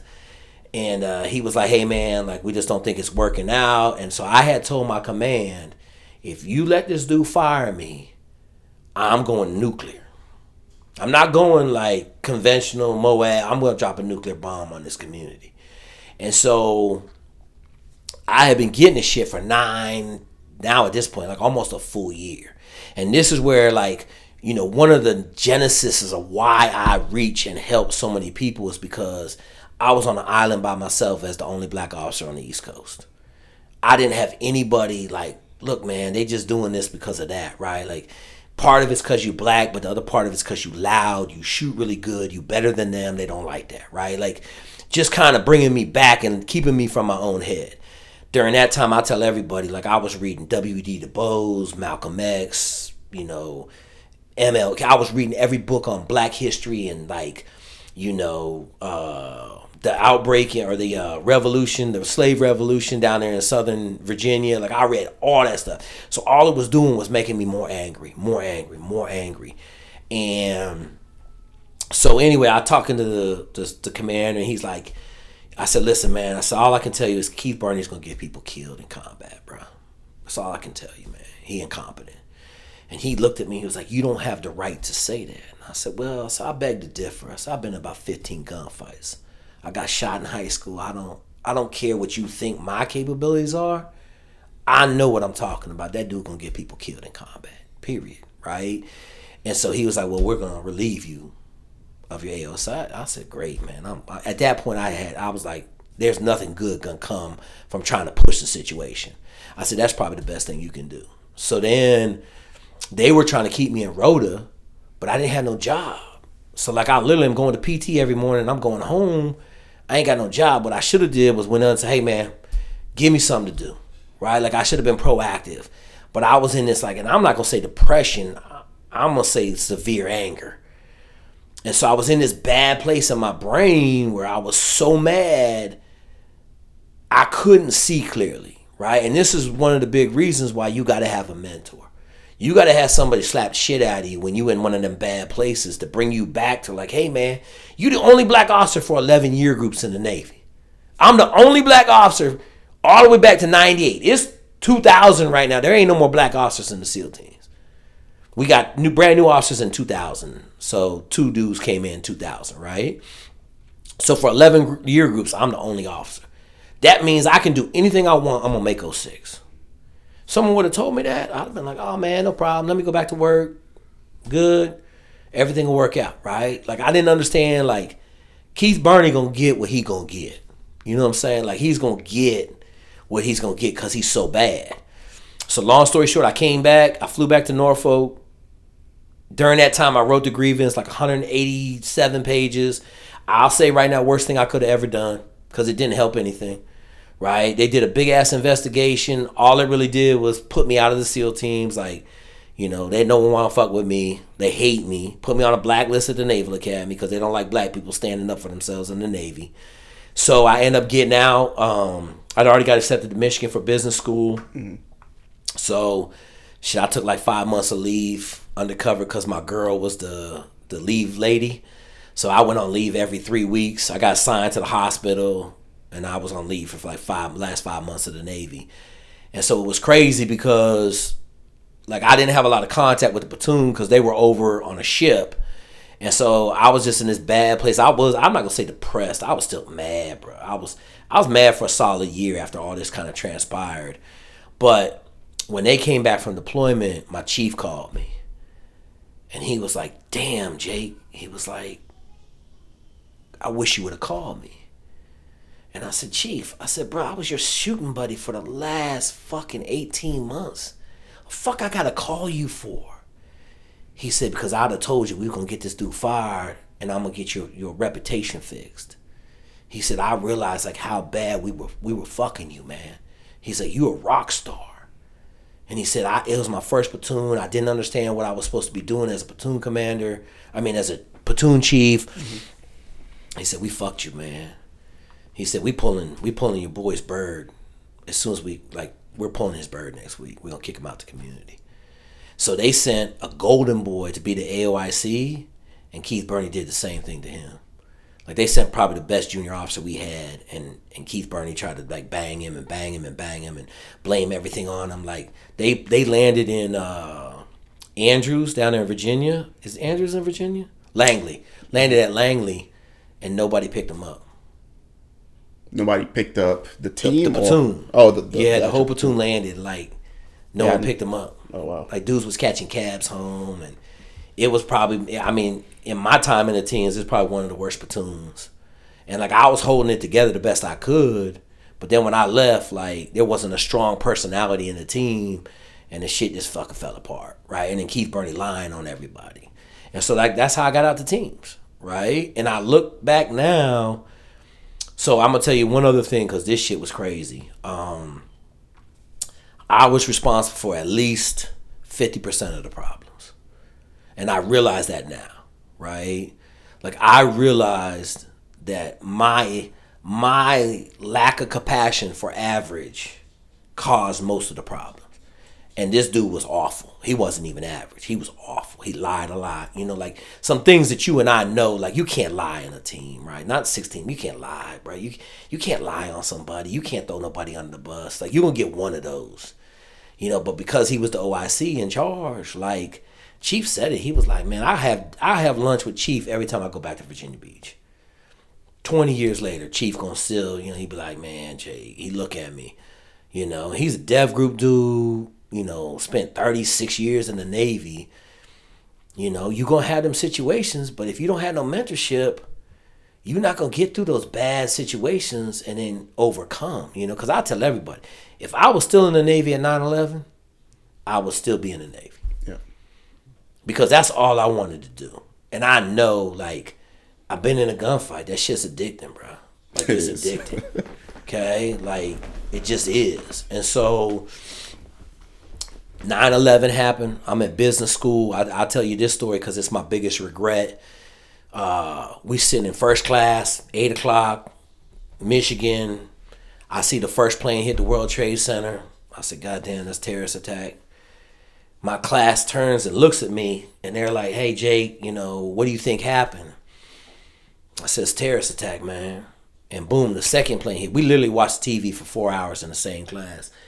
So about an hour after the second plane hit, the first tower fell. And then they were like, Jake, like, how is this possible? And I went up to the front of the class, and I was like, look, man, I'm going to tell you exactly what happened. A team of 3 to 6 people boarded the plane. I said they had box cutters. I said they went up to first class. They cut a motherfucker's head off in first class. The rest of the plane got compliant. They took over the plane. Somehow they knew how to fly the planes, and they flew them into World Trade Center. And everybody was like, no, I don't think that happened. And my girl, Rakia, UVA grad, black girl, savage, stood up in the class and said, you guys are stupid. That's a Navy SEAL right there. If he said that's how it happened, that's probably more likely than not how it happened. And everybody was just like, oh, man. Like, everybody got quiet. It was a super somber day, right? And then it came out, like, a couple weeks later. Like, I knew about a couple days later that that's what happened. But I just did 2 and 2 with special operations, dude. How you take over a plane. Shit, I need 4 dudes. I'm going to cut a motherfucker's head off in first class. I have a box cut. I get box cutter through security. Super sharp, like, boom, boom, take that head off, hold that shit up. Ain't nobody on the plane moving.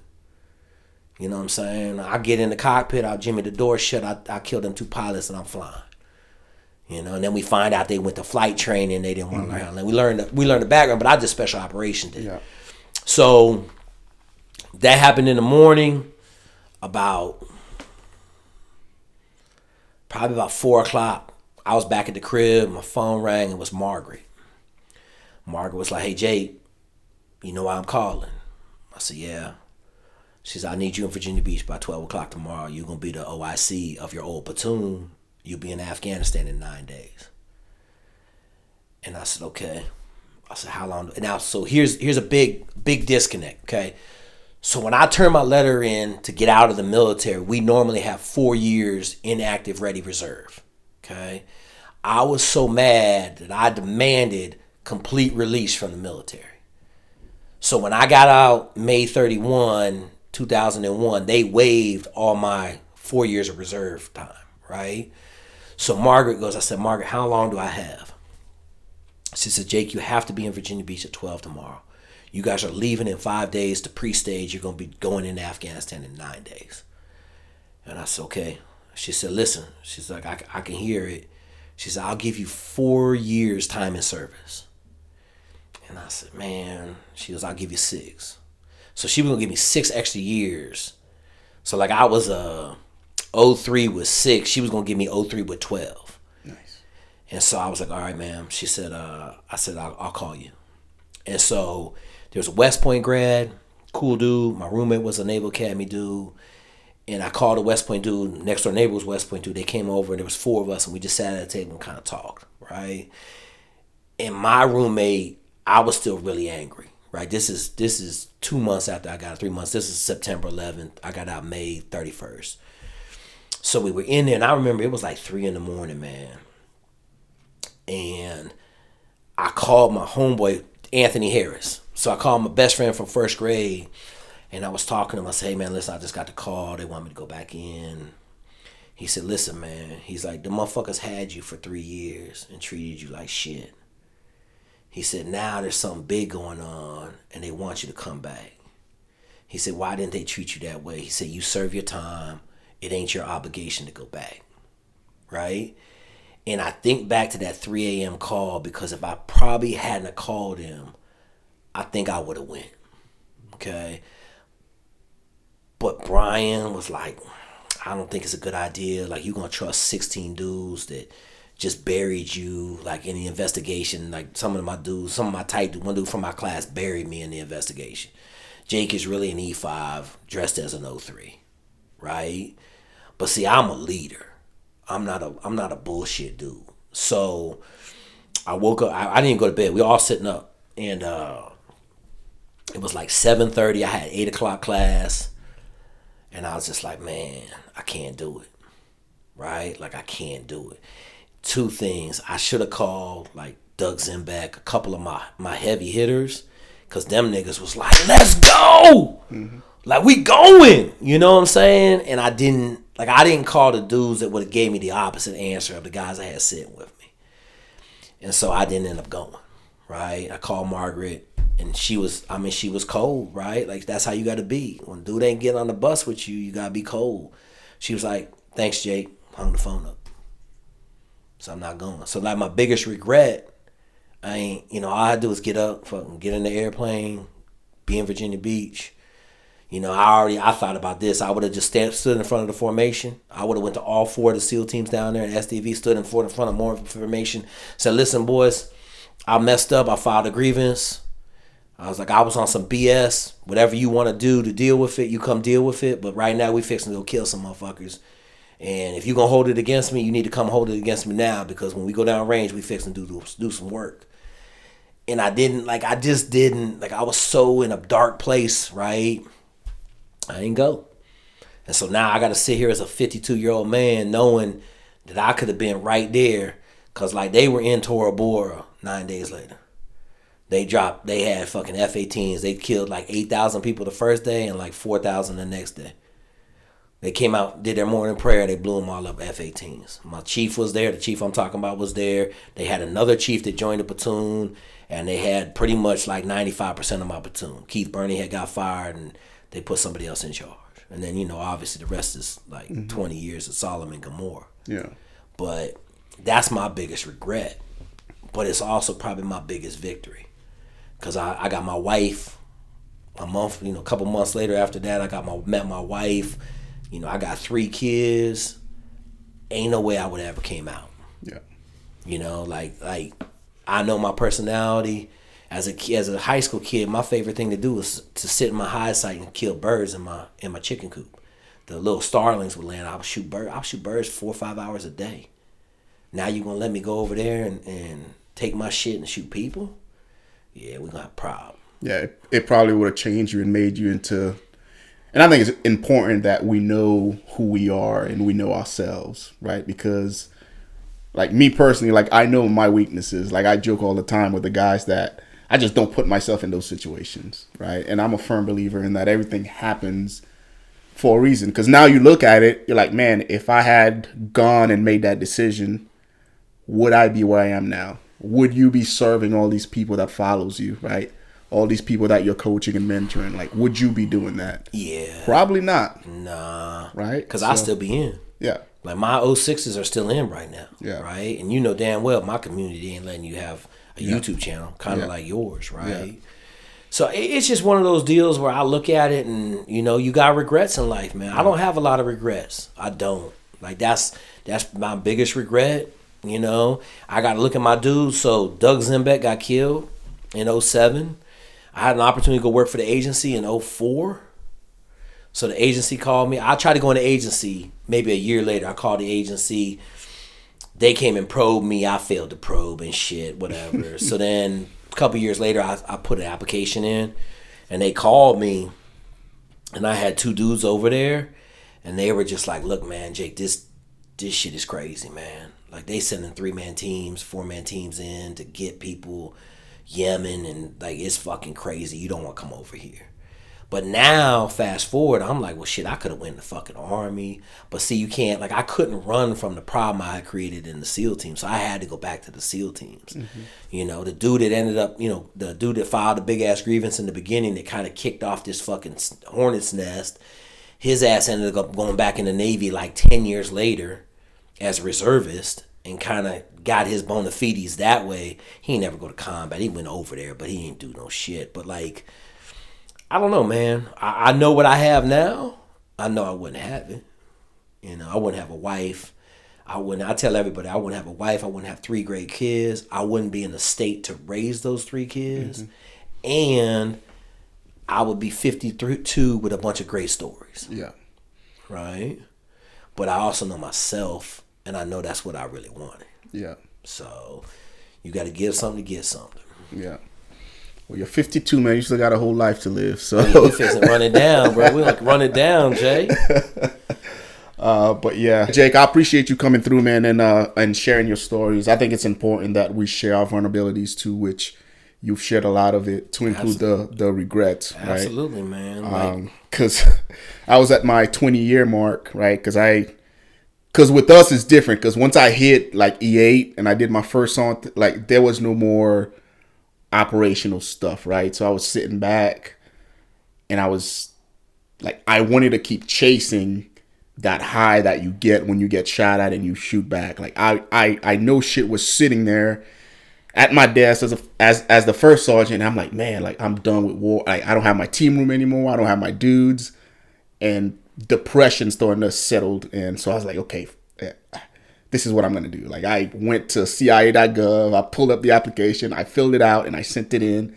They sent me a packet. Mm-hmm. I started going through it. And then one day it just hit me. I'm like, man, I'm selfish, you know, because I had my wife. I had young kids. You did have young kids. Yeah.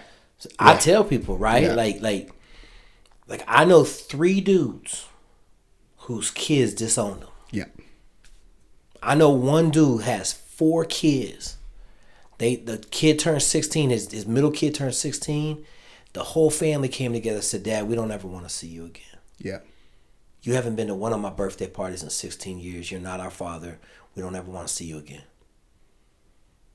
Like, you talk about some bone crushing, mm-hmm. like, snatch the heart. Like, what you living life for, man, if you ain't got your family? So, I mean, I could sit with you all day on that one. Yeah. Like, you had 3 kids, you being selfish, but it take a grown-ass man to realize, right, like, my family more important. Yeah. I seen a guy have a baby today. Baby this morning. That night, he was out drinking with the boys, got in a fight with the bouncer. The bouncer punched him. He hit his head on the curb and went in a coma for 6 days. Wow. I was with him when he woke up. He woke up. He's like, I'm alive. He looked around. I said, dude, what are you doing? He's like, I'm a fucking frog, man. He said, I'm living my life. And it never has left me, man. Like, you just had a baby that morning. You got a wife in the hospital. And you in a hospital with a coma. And the first thing you say is, I'm a frog, man. Fuck all that. Don't care.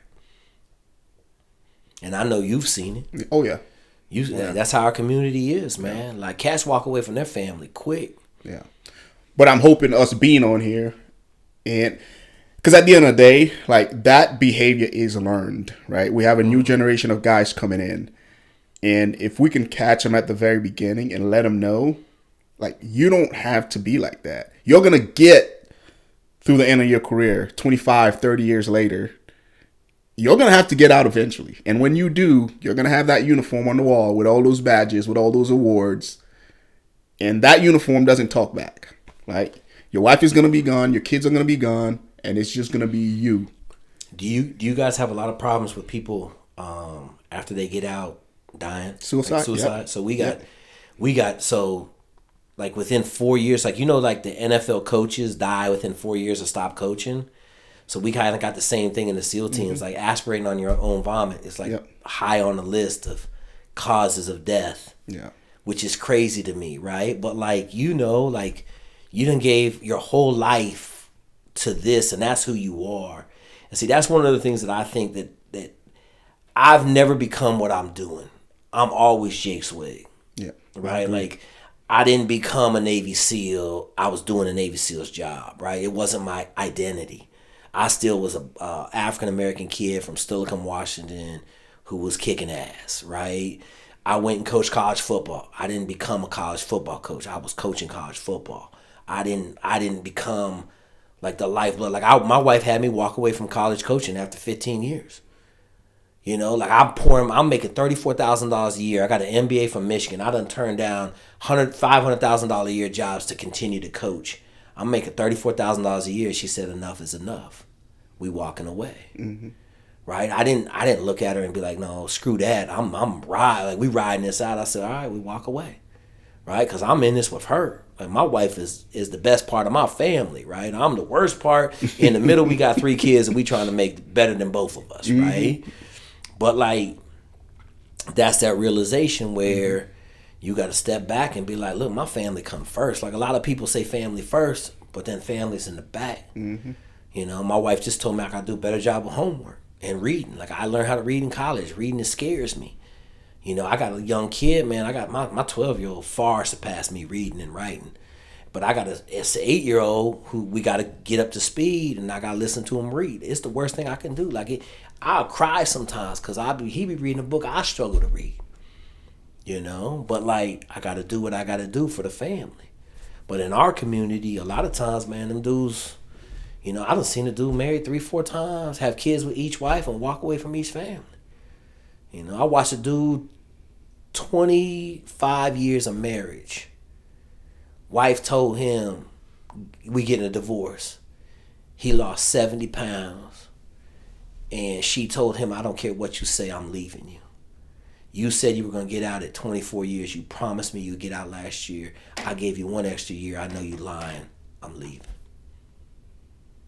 And I said, man, if you ain't safe for 25 years, you ain't never safe. Yeah. Yeah.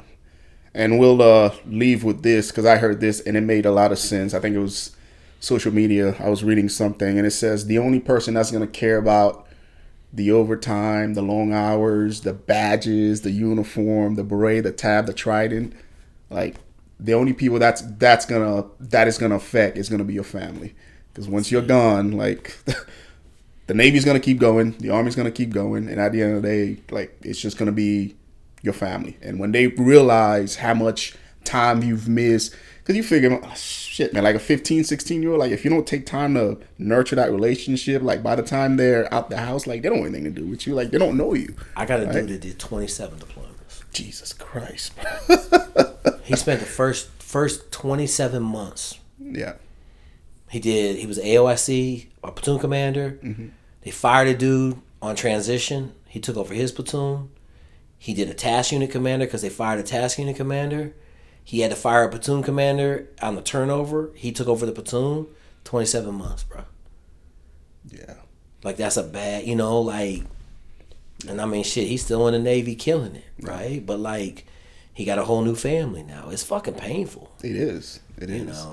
Yeah, you just got to know when to pull the plug and just cut sling load and just, like, go be with what matters, right? The American dream. We talk about it all the time, but guys don't know how to how to cut that piece of slice and just kind of stay there and just kind of enjoy it, right? We're chasing that high, and it doesn't lead to anything fruitful. Same as the professional athletes, right? Yep. NFL players trying to chase that dream, high achievers, realizing like, man, I got to keep chasing this dream, chase the goal. Wall Street guys, working 18 hours a day for 25 years. Families, the only thing the family's like is the money. Yeah. Same thing. High achievers. Yeah. But yeah, Jake, if you can give your younger self some advice, what would it be before we close out the podcast? Like, you're 52, you've lived failures, regrets. Like, if you can give the next Jake from Washington any advice, what would it be? So I would tell you this, without a doubt, you got to have mentorship.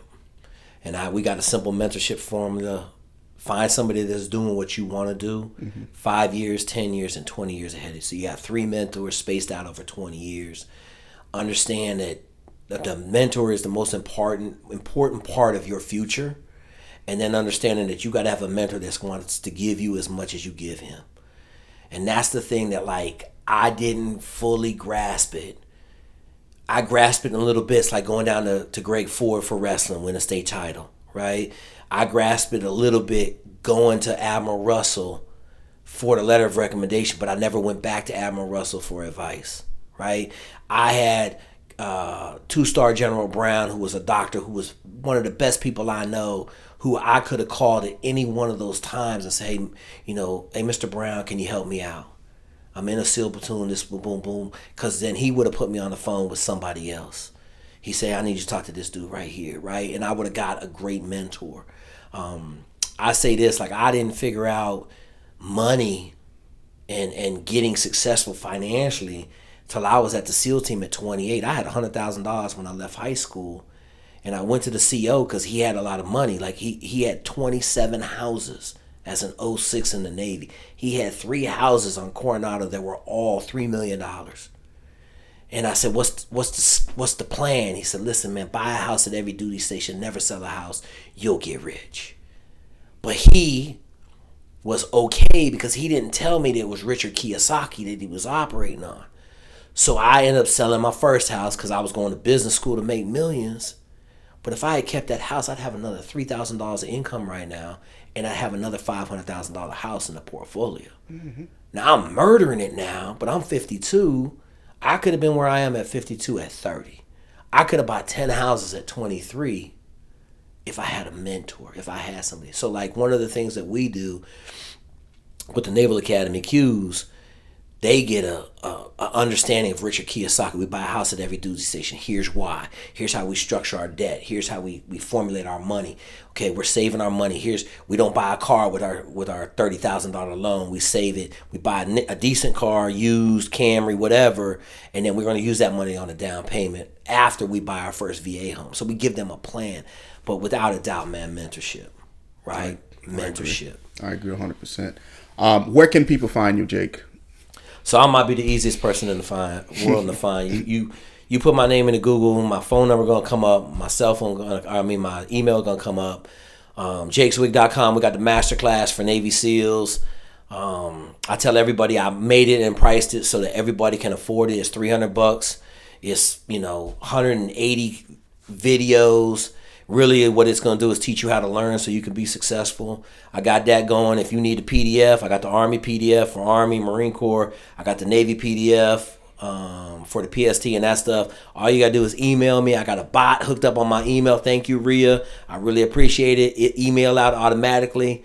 Other than that, like I tell everybody, like my phone number's out there, but don't call me. You better send me a text first because I will hang up on you, right? Like just send me a text. But I implore everybody out there that's trying to go do it. We killing it right now. We doing a lot more than just special operations. I think that's a big point. A lot of people don't understand. I got like 50, 60 pilots under my belt. We're printing pilots now. We got a bunch of like FBI officers. We got a couple CIA officers. We got a couple DEA guys. We got a bunch of people at Border Patrol. We making police officers. I got a SWAT officer in Austin now.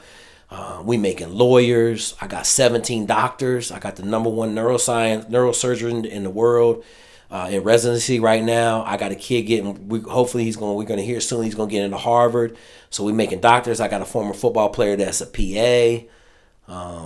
We make anything, right? I tell everybody, like, we build champions for life is our motto over here, and that's what we do, and it crosses all genres, right? Like, anything you need, we can make. So if you out there, you trying to strive, and you need some mentorship or some help, just come talk to us. We get you squared away. That's awesome, man. Jake, I appreciate you coming down, man. Absolutely, Jay. I feel like we can keep going. There's a lot more we good, can bro. cover. You good, man. I'm glad I made the trip, man. I thank you for having me, man. Definitely. But yeah, folks, if you have any questions, leave it in the comment section below, guys. We'll get it answered for you. Until next time, take care of yourself.